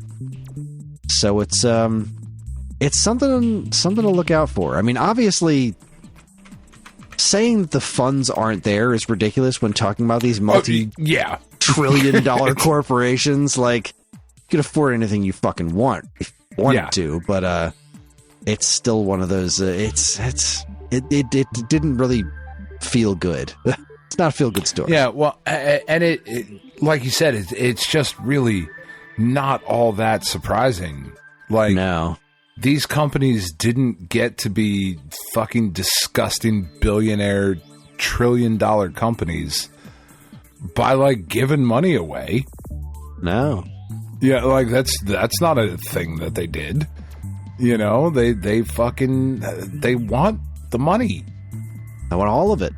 Yeah. Also, fuck Grubhub and all of those other, like, fucking hate that shit. I hate it. Next up, again from Push Square, Jim Ryan leaves PlayStation as PS5 set to become its, quote, most successful console ever. This strikes me as weird, because on one hand, I understand the metric that he's using. Mm-hmm. Like, it's selling a pretty goddamn decent number of units. It is, and it's making them a pretty decent amount of money. But at the same time, the games themselves haven't been super exciting. This generation in general hasn't been, like, super exciting. I mean, there's been some really, really incredible shit so far. Like, there really honestly has. Like, God of War Ragnarok. Incredible fucking game. Spider-Man 2. One of the best games I've ever played. Just out of control good. But, you know, there's two. There's those are the only two I could think of. Yeah, those are the only two I could think of that were like generation defining, and even them, both of those games could have been done on PlayStation 4. Well, yeah, that's kind of where I was heading with it. Of like, with both Sony and Microsoft, there has been nothing on either console that feels like it couldn't have been done elsewhere. Yeah. You know, I know that there's some shit that even the PS4 Pro simply couldn't handle. Like, I get that. And it's hard. Current form, sure. Yeah. But it's hard would not because have been that difficult to pare it down. Because the graphical fidelity, like, there is a huge jump in a lot of shit, but also at the same time, like, there's very few games that you turn on the PS4 Pro and you boot up Ghost of Tsushima and it's like, man, that looks like fucking shit. Like, that's just not the case. You know, it's just not the case. So yeah, I don't know. There just really hasn't been that next generation, like, this is the thing that pushed it forward. And I don't know that we're ever going to see that. You know, like, they're talking about the rumors of the PS5 Pro. Why? For what? Exactly. Why? You haven't mastered what you have yet. And this is something that really irks me about a lot of modern developers. And, like, you see it. It's really, really obvious on the Switch in particular, where it's like, you look at Tears of the Kingdom, and then you look at, I don't know, another modern AAA game, and the file sizes are unfathomably different. Yeah. And it's like, okay, so Final Fantasy VII Part 2 is 180 gigabytes to download, and Breath of the Wild is on a cart. Breath of the Wild is like 14 gigs or something. Like, yeah. And it's like, you haven't mastered what you have yet. Like, could you imagine if most companies put the amount of effort into optimization that Nintendo did, how much better things would be? But it's always this jump, like, okay, well, we just need more power. We need more power. We need more power. Instead of like, well, how do we use what we have better? And that was something that Kojima was always great at, right? You look at fucking Metal Gear Solid 2, as early as that was in the PS2's life, that is still one of the best looking games on that platform. Yep. And it all came down to understanding what the system can do and then utilizing its strengths instead of just like, fuck it, make it bigger, more memory, more. Yeah. Just give us more power. And then what's there. Yeah, like, just necessity is the mother of invention. Work under those tool sets instead of like, well, I have unlimited. Let's just make it unlimited. And then we wind up with situations where games are just freaking humongous and they don't need to be. And they still don't. And they still need a day one patch. They still need a day one patch, yeah. And you need to have the hard drive space to download all this stuff. Like, it's massive files. And like, what are you going to do with a Pro other than making it run faster, which you could do if you were optimizing your shit better? And I don't know game programming. I really don't. I know this is very armchair, old man yells at cloud. But at the same time, it's like, I feel like I've seen enough examples of like, if you're smart about your shit, it can do really amazing things. Yeah. For within a lot less space. And then you look at like, well, here's the Mortal Kombat game download file size, and you want all the DLC. Like, good fucking luck. Like, no. You don't have a fucking memory card in there big enough for that shit. Neither do I. Now, the most impressive thing that I've seen so far, the thing that where it was like, this is the next generation, is the Spider-Man 2 map. Like, I go to a section on the map, and I click a section, and I instantly swing into that section. Like, it pans down into the city, and I am swinging through the city. Whereas in the first Spider-Man on PlayStation 4, you could fast travel, but you rode a subway while it loaded the other section. You know, this is instantaneous. So, like, that's cool. But that's not really like pushing the boundaries of the next generation of technology, you know? I don't know. Anyway. Continuing with Jim Ryan, IGN reports PlayStation boss Jim Ryan reveals PS2 actually sold 160 million units worldwide, right before piecing out. In a move that I what was the original number? It was one... I'm trying to find where it was...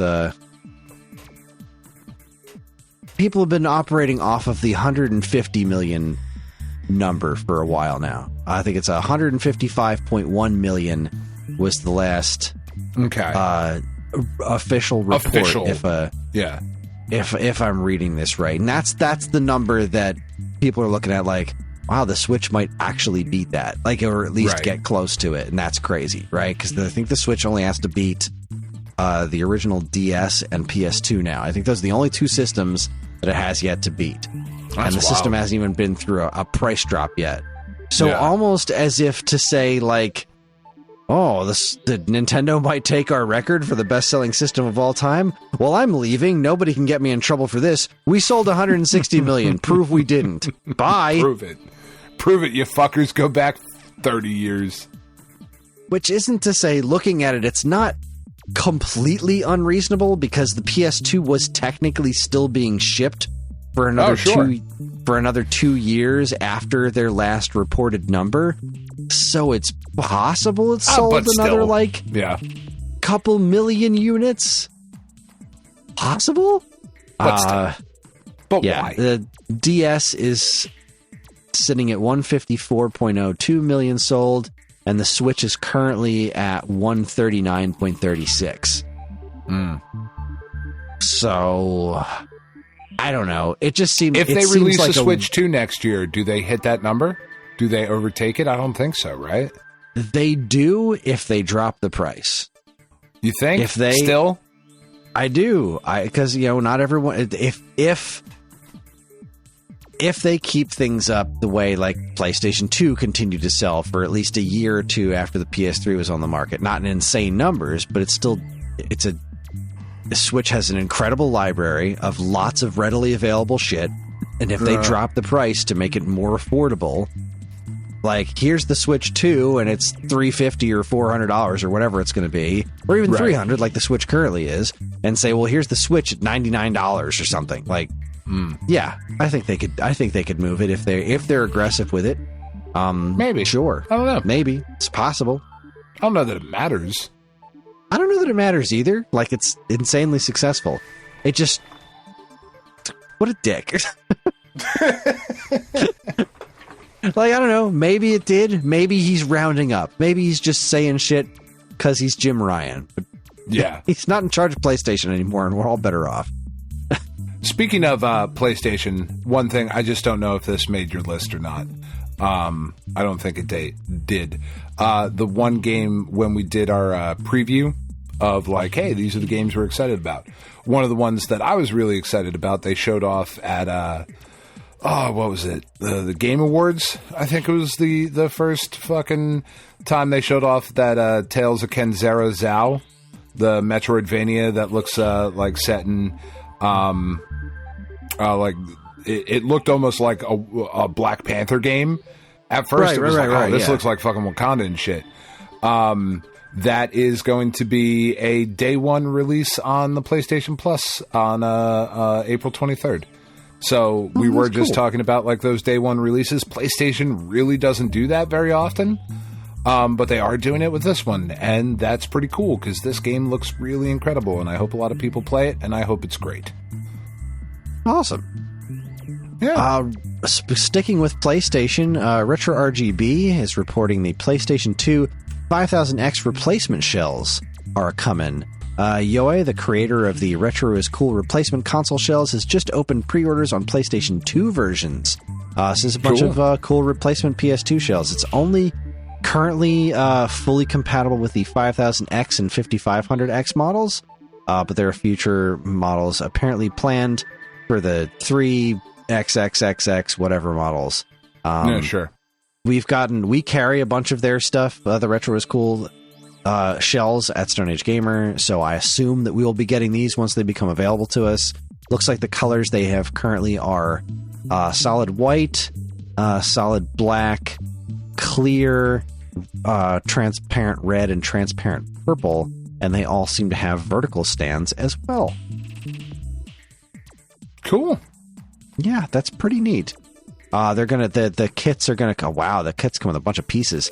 Upper shell, bottom shell, IR receiver windows, disc tray panel, 2 memory card slot doors, rear power and fan panel, expansion bay panel, 8 foot pads on upper and bottom shells, same color as the console shells, 4 plastic pads on the bottom shell, same color as the console shell, and vertical stand, same color as the console shell, sold separately. Okay, so the vertical stands will be sold separately. And there you go. Thanks, Bob from Retro RGB, for reporting about those. Those are super cool looking. What's next? I love this one. This might be... No, it's not my favorite. This is my second favorite article of the week. IGN reports Tekken 8 director responds to the many fans asking this is my favorite Waffle thing. House level. No, this is my favorite story of the week. Tiff looked over at me because this made it to her socials, as the kids say, and she was like, all right, if there's a Waffle House level in Tekken 8, we have to get it. And I was like, I'm 100% sure. Yes, 100%. I could put a Bullet Club shirt on a Tekken character and fight in front of a Waffle House. Are you fucking kidding me? God damn it. I'm excited. I just love that, because of course Katsuhiro Harada has no frame of reference for why the fuck Waffle House should be in Tekken. Did you see his original tweet? Okay, I will only ask once about this request. Why do some communities send me requests for Waffle House? Please be sure to explain the basis for the request, including the original story, history, and background. I look forward to an explanation from someone who knows more. What a fucking awesome tweet. I just love it. Sometimes Twitter is not the fucking worst thing on the planet. I just love that there's enough people asking him to put a Waffle House level in Tekken that he took to Twitter to ask. Oh my god, I want it so bad. It would be the funniest thing. That really does fall under like shit I didn't know I needed. Fucking Eddie Gordo and somebody. Would it be in the parking lot outside of a Waffle House, or inside the Waffle House? No, you'd have to have like the parking lot outside, so you can see the actual building. You know, hyper realistic Waffle House in the background as you're fucking fighting, as you're Kuma fighting Robo Paul. And of course, in a robot. In the Waffle House, there has to be a separate fight breaking out as well, like in the background. Oh yeah, like Yoshimitsu is fucking fighting Heihachi in the Waffle House. Not even Tekken characters. Yoshimitsu's fighting the dude behind the counter. The fucking chef, because his waffles were cold. Amazing. Yeah, this is the best idea ever. Like, oh my god, I want it so fucking bad. I want it so bad. Oh, speaking of things that I want, Time Extension reports the NES Slot Master is an open source replacement for the 72-pin cartridge slot. Now, there has been a couple of different things out in the world to solve the 72-pin connector problem with the NES, just being so darn faulty. Blinking Light Win has been kind of like the standard for a number of years, but also for the last at least 2 to 3 years, it's been near impossible to get. We've actually talked to them a handful of times about carrying it, And they're like, we just don't have them to sell. We're trying to source the parts, and this is not working out.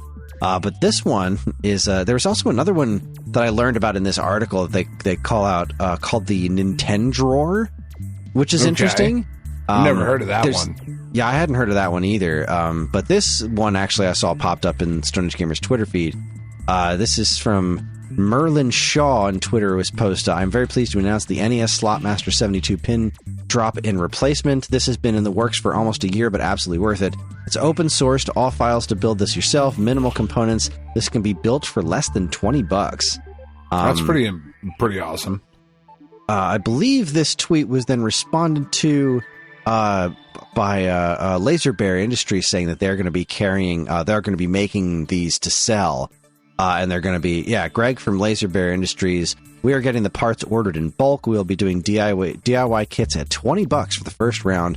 Ready to install kits at $30. Added some protection for the PCB. Don't want fingers getting bloodied by all those sharp pins. Should have pre-orders sometime early next week. We carry Laserbear products.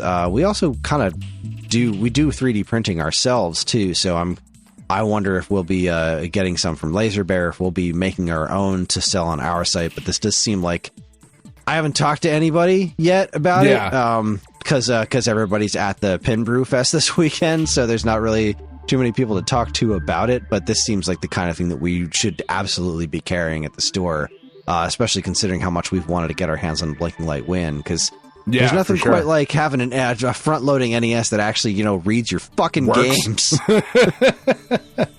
Yeah. Gotta love it. What a novel concept.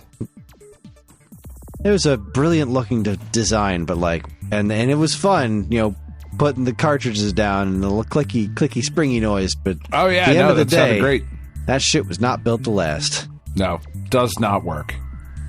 But something with unlimited appeal. Go Nintendo reports PO'd Definitive Edition announced for Switch. Oh my god, I've never played this game, but I've always wanted to. Night Dive Studios. The company was recently acquired by Atari. They did the Turok remasters and stuff. These guys know what they're doing in terms of remastering 90s 3D games. And of all the games PO'd, just a super violent game about a chef murdering aliens, I think. I've always wanted to play this game, and I never got around to it. This trailer just looks outstanding. Because when they do these games, they do them they really do them justice as far as maintaining their original look. And this trailer is super funny. It dropped on April Fool's Day. It's like an AI was asked to make a first-person shooter game about a fever dream. It's one of the pull quotes in the trailer. It's freaking wild. This looks right up my alley on just the degree of sheer unadulterated nonsense. Stupid. We love nonsense. A lunatic chef blasting aliens with frying pans and other just wild alien weapons. This game looks nuts. So good job. Good job, Night Dive. This was a great thing, and a great thing to announce on April Fool's. Yes, April Fool's Day happened. There was a handful of funny things. I'm not going to break them all down. No. This next story, though, just gonna stay calm. Go Nintendo reports Hollow Knight Silksong listing spotted on the Xbox Store. Yeah. This happened on April Fool's, but it was not an April Fool's joke. It was confirmed that this is a new listing. I also believe the game has been rated by the ESRB now.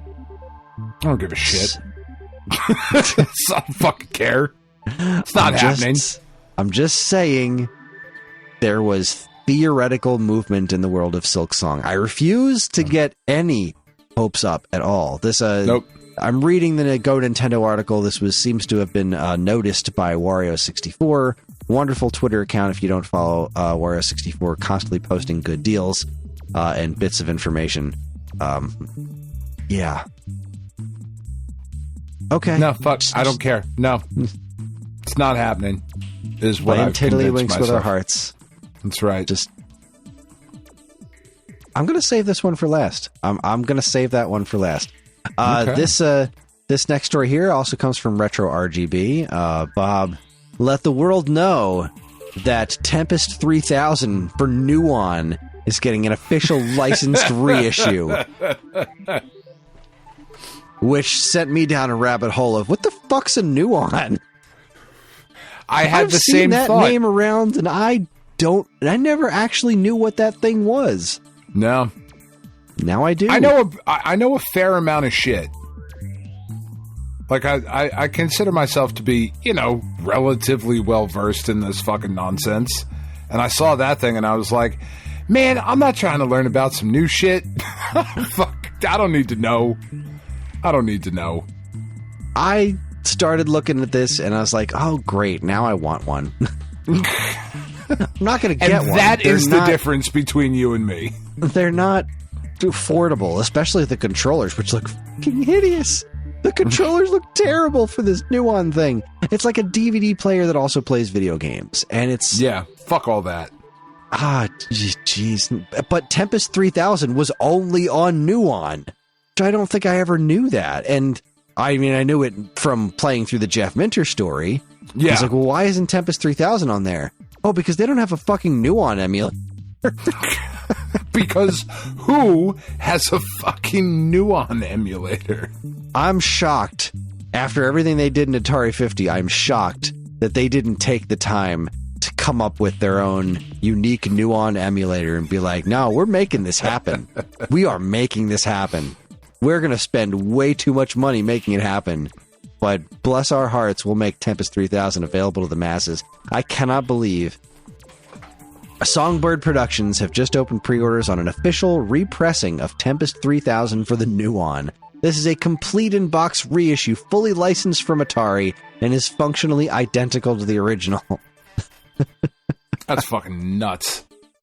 You want to talk about a niche product release.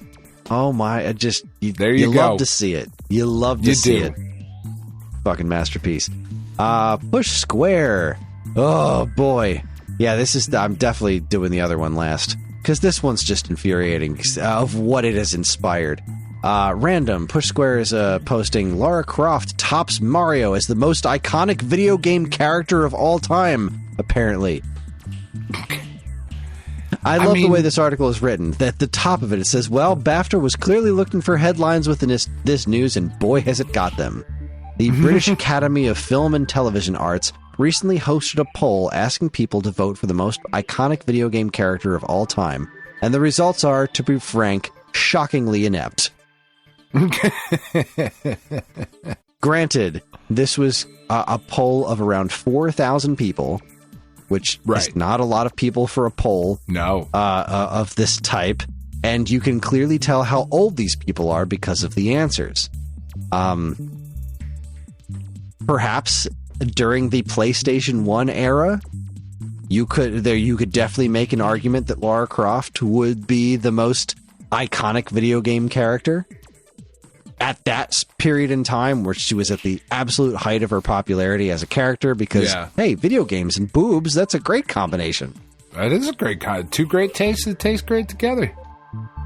But what really, really tanks this list for me is you've got number 1, Lara Croft, number 2, Mario, which I would argue that if just the very definition of iconic video game character, it kind of has to be Mario at this point. It just has to be. I can't think of a single metric where it doesn't just land on Mario, whether you like the character or not. It's just, he's synonymous with video games. But number 3... I mean, you're probably right, but... Number 3 is Agent 47. Which is just... I don't like the Hitman games very much. I know a lot of people do.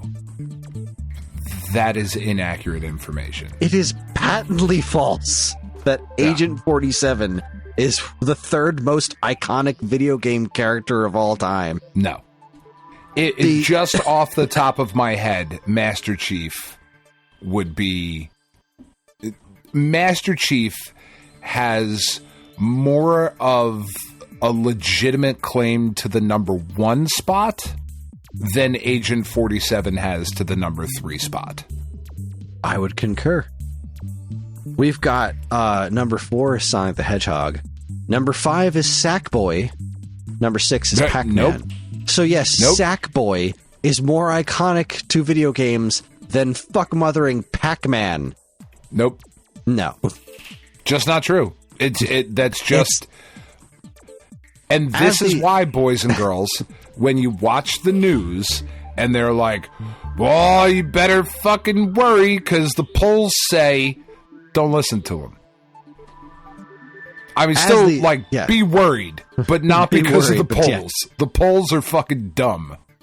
As the article points out, quote, further down the list, there's some serious recency bias at play. Shadowheart and Astarion, both party members from Baldur's Gate 3, are at the number 10 and 17 spots, respectively. That's real dumb. Kazuma Kiryu made it to 18th, though, which just goes to show how popular the Like a Dragon series has gotten over the last few years in the West. An unthinkable feat just a couple of generations ago. Exactly. Didn't even know who that was. This is knucking futz, but what really cheeses me off is the discourse I've seen surrounding it of people 100% sure that Lara Croft is, in fact, the most important video game character ever. I've seen it posited. I've seen it stated as absolute fact that no video game character had as much cultural impact as Lara Croft before Lara Croft during the PlayStation era. No other video game character had gotten a movie before Lara Croft. Also not true. Just patently false. Like, this is just 100% inaccurate. This is somebody who clearly didn't live through. Pac-Man Fever was fucking like... Yeah, like it was a Billboard rated song, for crying out. Like, yeah, they're cartoons, they're SpaghettiOs. Like, I guess I can understand where you're coming from to an extent. That, like, Lara Croft boobs is on the cover of a magazine. Well, like, okay, that's neat, but yeah, that's the shitty thing about it is that there is a conversation to be had around whether or not Lara Croft is the most iconic video game character of all time. There is a legitimate conversation that can be had around there. I would say not is. It still has to be had in good faith.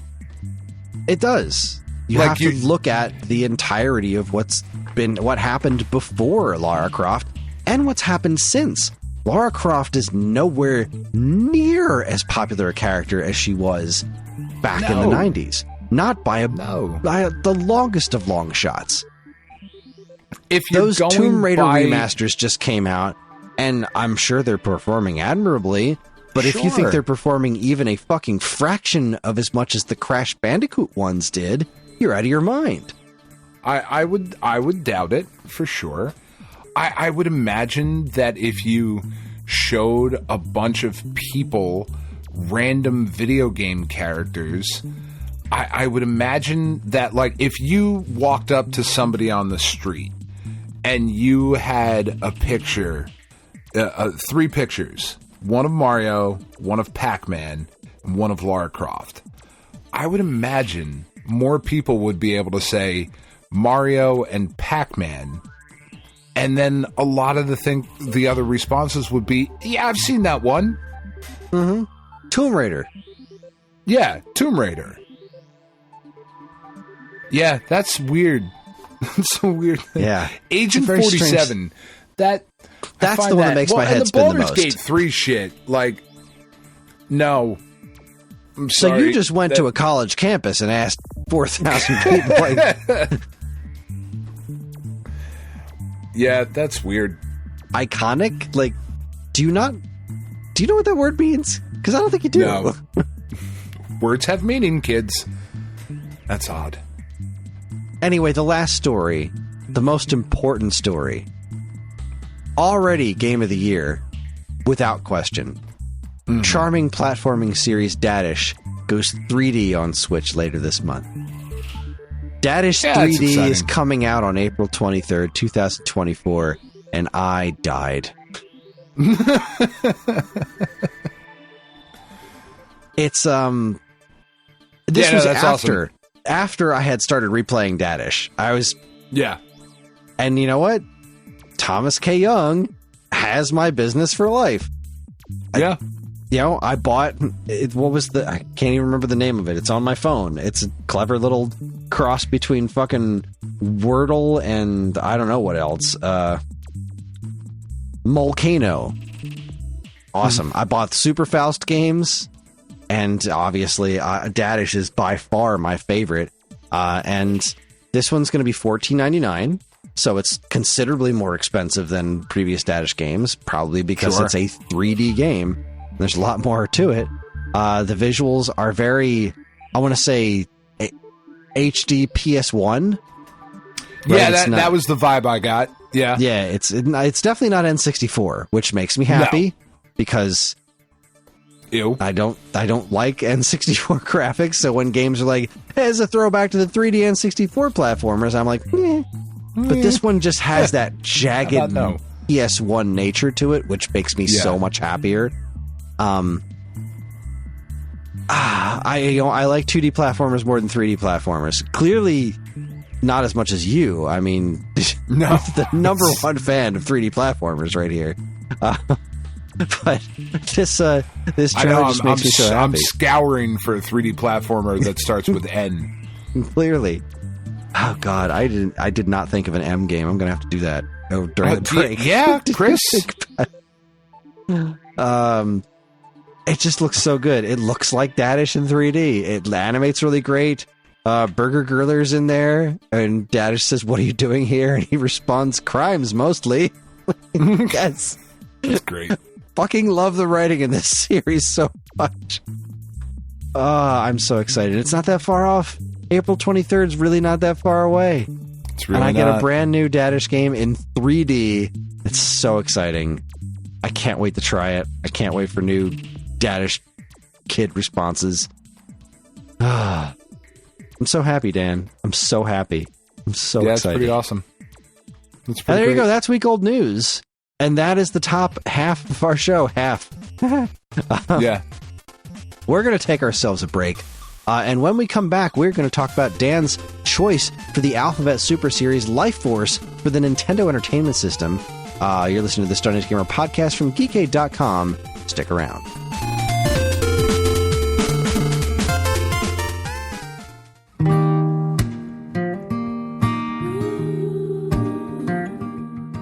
We are Safe at Home, the leading dog rescue in the heart of New Jersey.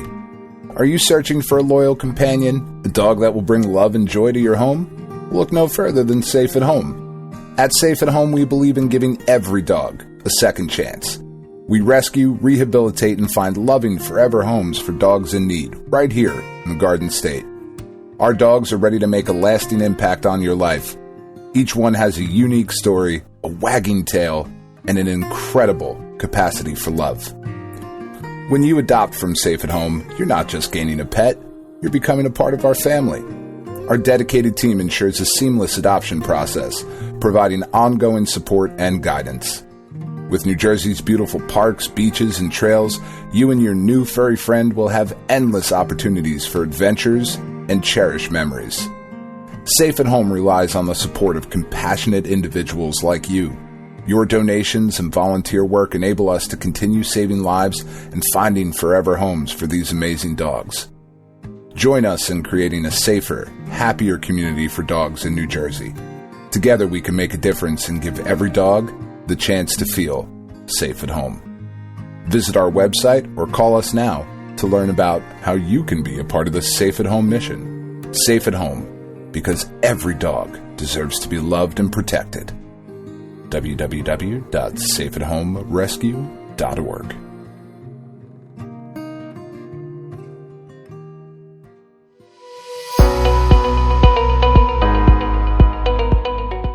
Hi everyone, Kris here.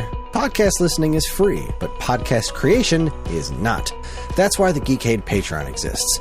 In an effort to help us pay the bills, we've got a Patreon page set up where you can gain access to our monthly podcast topic schedule, get early access to many of our shows, and more. If you'd like to help support Geekade and keep these shows running week after week, head over to the Geekade Patreon page, linked in the show notes of this very podcast.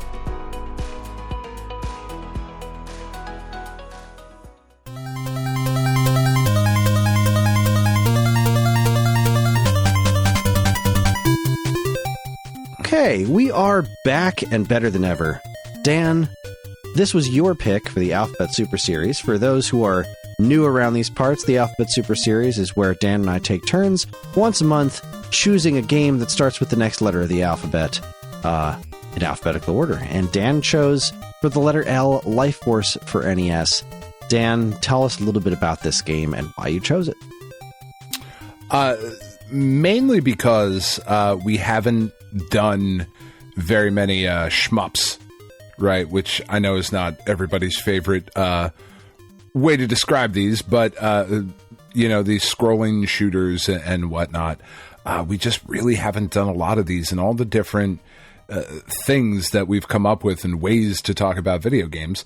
These sorts of games just really don't come up that much. And this is one that I always really liked as a kid. And I remembered being like, this game was pretty hard. But as I've gotten older, apparently the game has gotten much, much harder. This game is really fucking hard. It's tough as nails. And I'm not going to say that it's not entirely unhateful about it. No. Sometimes it's just pretty rude about it. Yeah.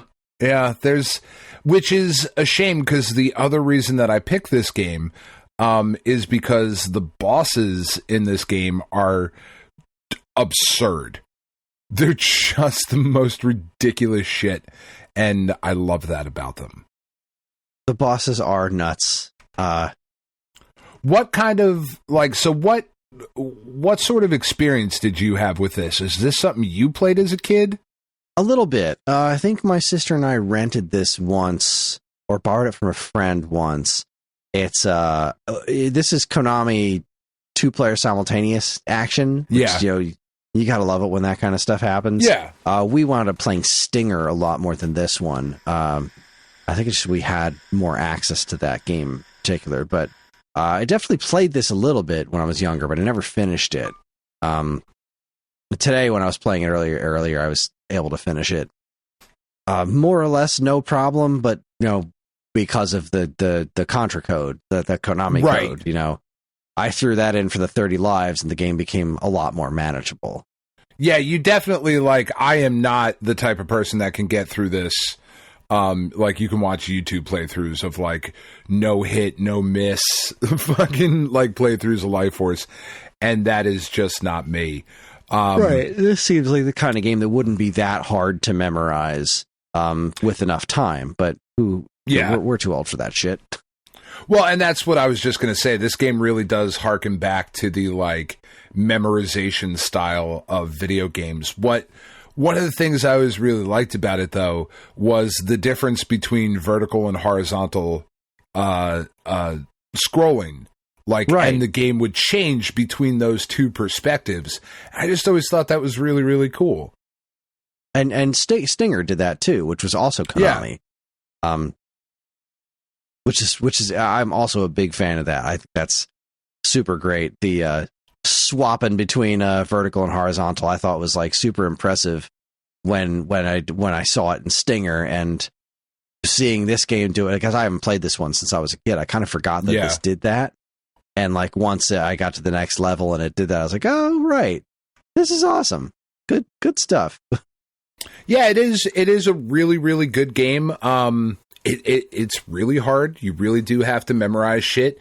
You really have to figure out what works for you as far as the power-ups and whatnot are concerned, because you get to kind of pick and choose how you want to power up your ship.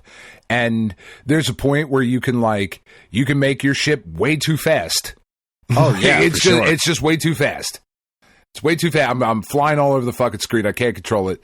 All right, well, don't do that next time. Power up the laser, or maybe you like the pulse beam a little bit better, and getting the different option things out there where you have multiple things shooting, lasers and missiles and all of this stuff. And the game really doesn't suffer from too much slowdown, which is nice. There are bits of it, sure. Of course, but this is Konami we're talking about. They knew what they were doing. They really, really did. There are, as I found out, playing through this and just looking stuff up online, there are a ton of different versions, and I played I played the arcade one before, and that one I think is a little easier than the NES one. Yeah, definitely, because it's less complex. It's really interesting because Konami really went all in on adapting this game to NES. So you have the more Gradius style. You get the power-ups, and it cycles through on the bottom, and you get to choose which power-ups you get, whereas the arcade one is just straightforward. You get these power-ups. You pick them up, and that's the power-up you have. Yeah. It's also very talkative, which is kind of funny. Like, there's this that's voice kind of wild chatting at you the whole time, like everything you pick up, and like warning you about what's coming, whereas like there are certain things that happen in the NES game. I'm thinking about the flaming level with the fire wheels. They just kind of jump out at you like, what? I hate that level so much. I get that there is some sort of visual cue on when those things are coming, but like, fuck off. Slight. I can't see that. Slight visual clue. Yeah, you really got to be looking for it, and when you're doing a bunch of other stuff too, it's not the easiest thing to spot. No. But just from a technical standpoint, looking at this game, looking at what these wizards pulled off, these absolute maniacs with the background tiles forming the different bosses and everything, like they pulled out all the stops to make this game such a visual showpiece. When they adapted this from arcade to NES, that they were able to, those flaming wheel things that would jump out at you, like the fire like arches, those should not look that good on NES, but they look great. Damn, they pull it off. They look unbelievable. Really impressive game. Really, really solid. Really, really like it.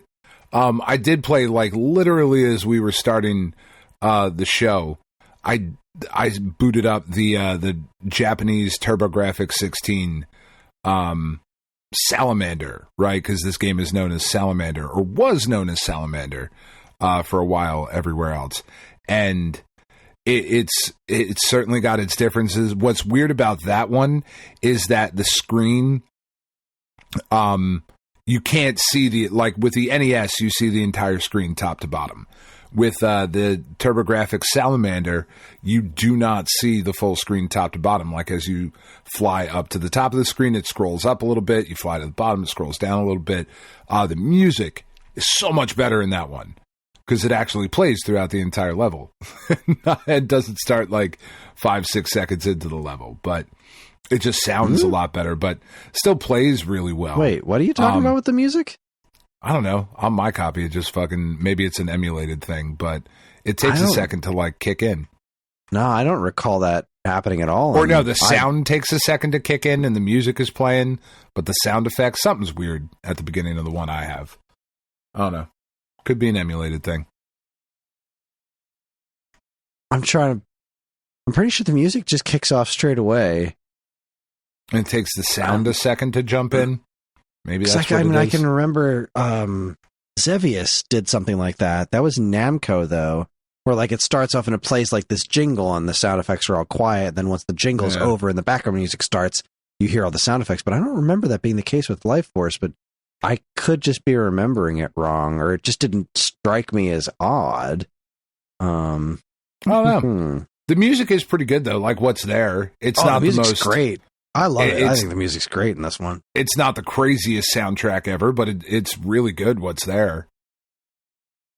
Yeah, I like this. I like this quite a bit. I'm happy I picked it. Okay, I see what you're talking about. Yeah. Okay, there's there's like an intro to the music that plays, and then once the intro's done playing, you start hearing the sound effects, which are all from Contra. They're all the same sound effects in Contra. That's all right, though. Yeah, no, that's a Konami thing. Konami had a very specific sound font that they worked in. That was really, really worked out well for their games, because Konami had such a just wonderful aesthetic all around on NES. So, like, this game does have a lot of cheap deaths.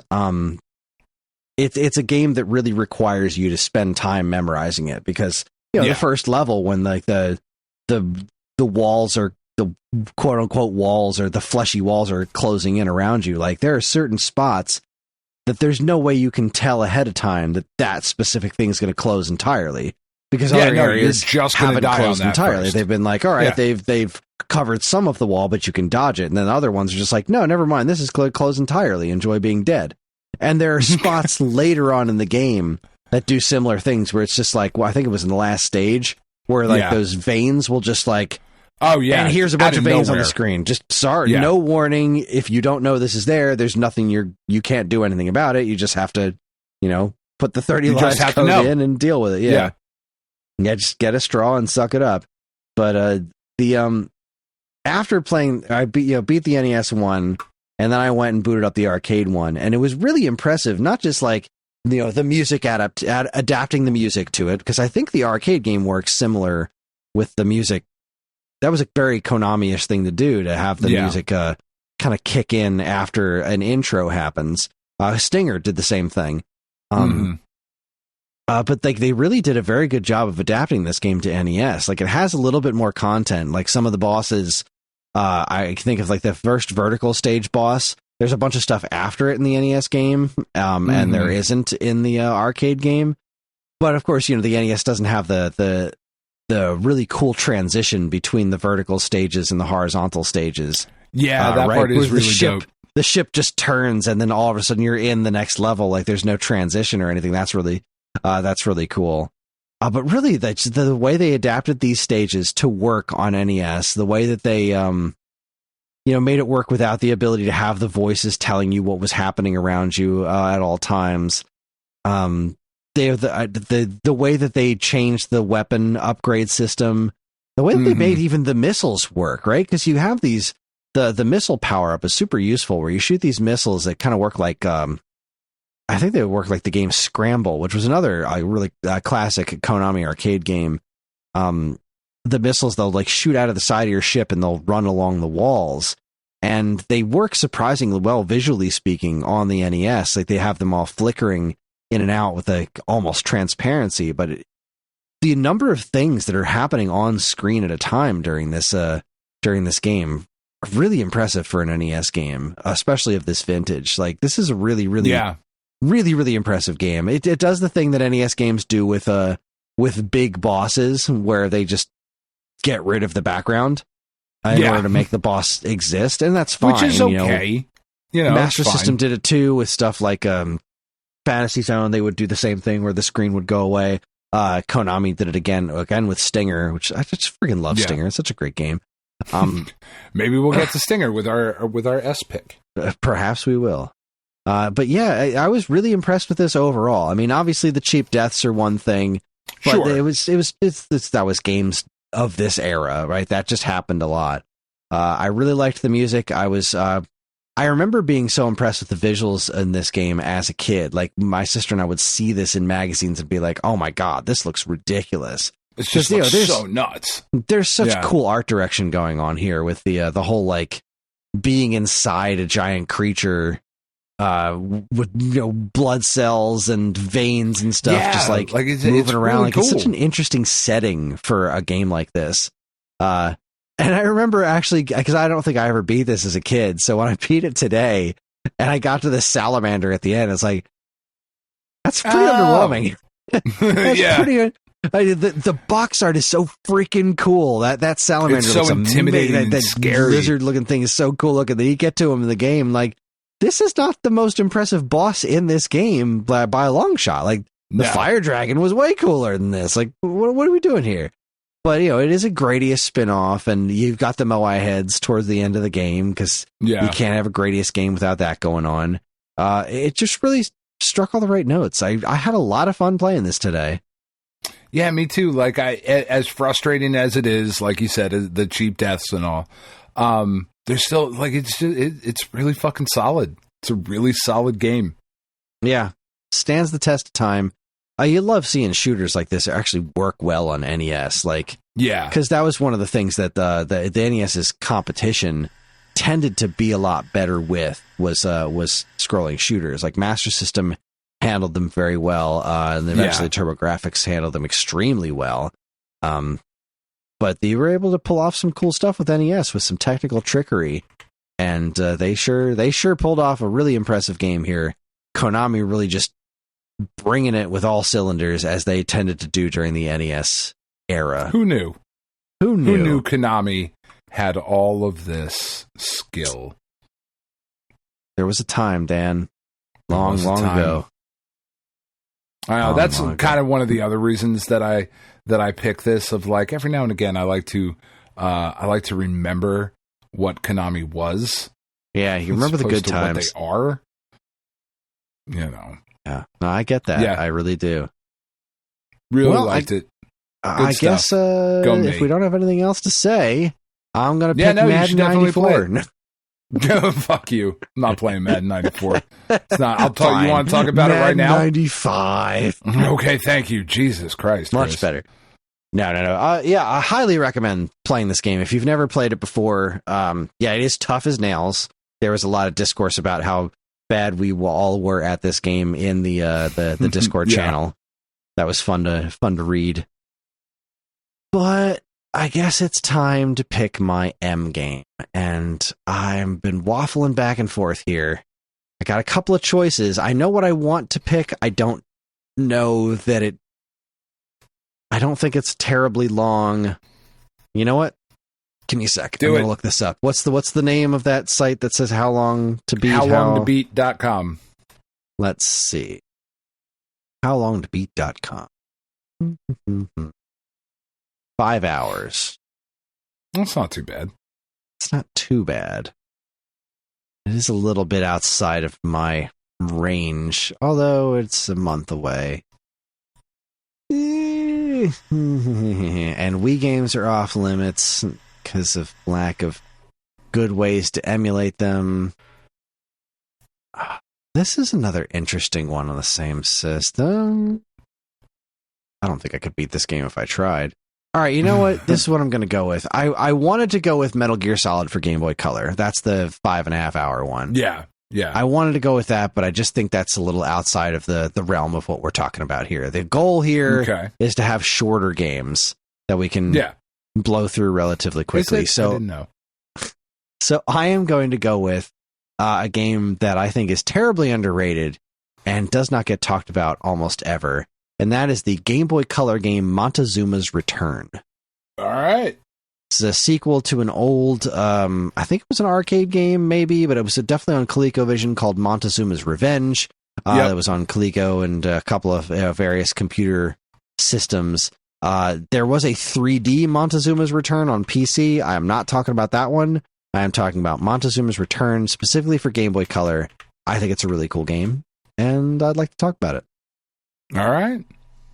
There you go. And that's what's up next for the Stone Age Gamers Alphabet Super Series. And that's going to be our show, right? You got anything else, or are we going to bed? That's it. That's it. We're going to bed. That's the show. I got to get ready for WrestleMania. Right. So let's see. What are we doing next week? What's next on the Stone Age Gamer podcast? Because I forgot to write that shit down. Right. Okay. So I think next week we're going to finally do the GBA versus Super NES thing. Yeah. We put that off, and I don't want to put it off any longer. So join us next time for our listener request, comparing the Game Boy Advance and Super NES libraries to determine which system actually had the better game library. The answers may surprise you. We don't know because we haven't done it yet. And that's it, everybody. We're on most social media platforms, and if you want to get in touch with us, we aren't very difficult to find. All it takes is a quick look at our show notes, and you'll see links to our social media accounts as well as all manner of other fun stuff, like a link to our namesake, StoneAgeGamer.com, and more useful links than you can shake a joystick at. If you'd like to get early access to this show's episodes, as well as a bevy of other shows on the Geekade Podcast Network, check out our Patreon, also linked to in the show notes. It helps keep this show running week after week, and all our patrons are loved and appreciated. This show's theme song, Squared Roots, was written by Banjo Guy Ollie. You can learn all about his wonderful music and more by following the link to his YouTube channel, also in the show notes. And finally, as always, we'd like to thank our intrepid editor, Evan, for making the show listenable for all you folks. We'd like to thank all you folks for listening in the first place. That's it, everybody. On behalf of Dan and myself, keep playing games.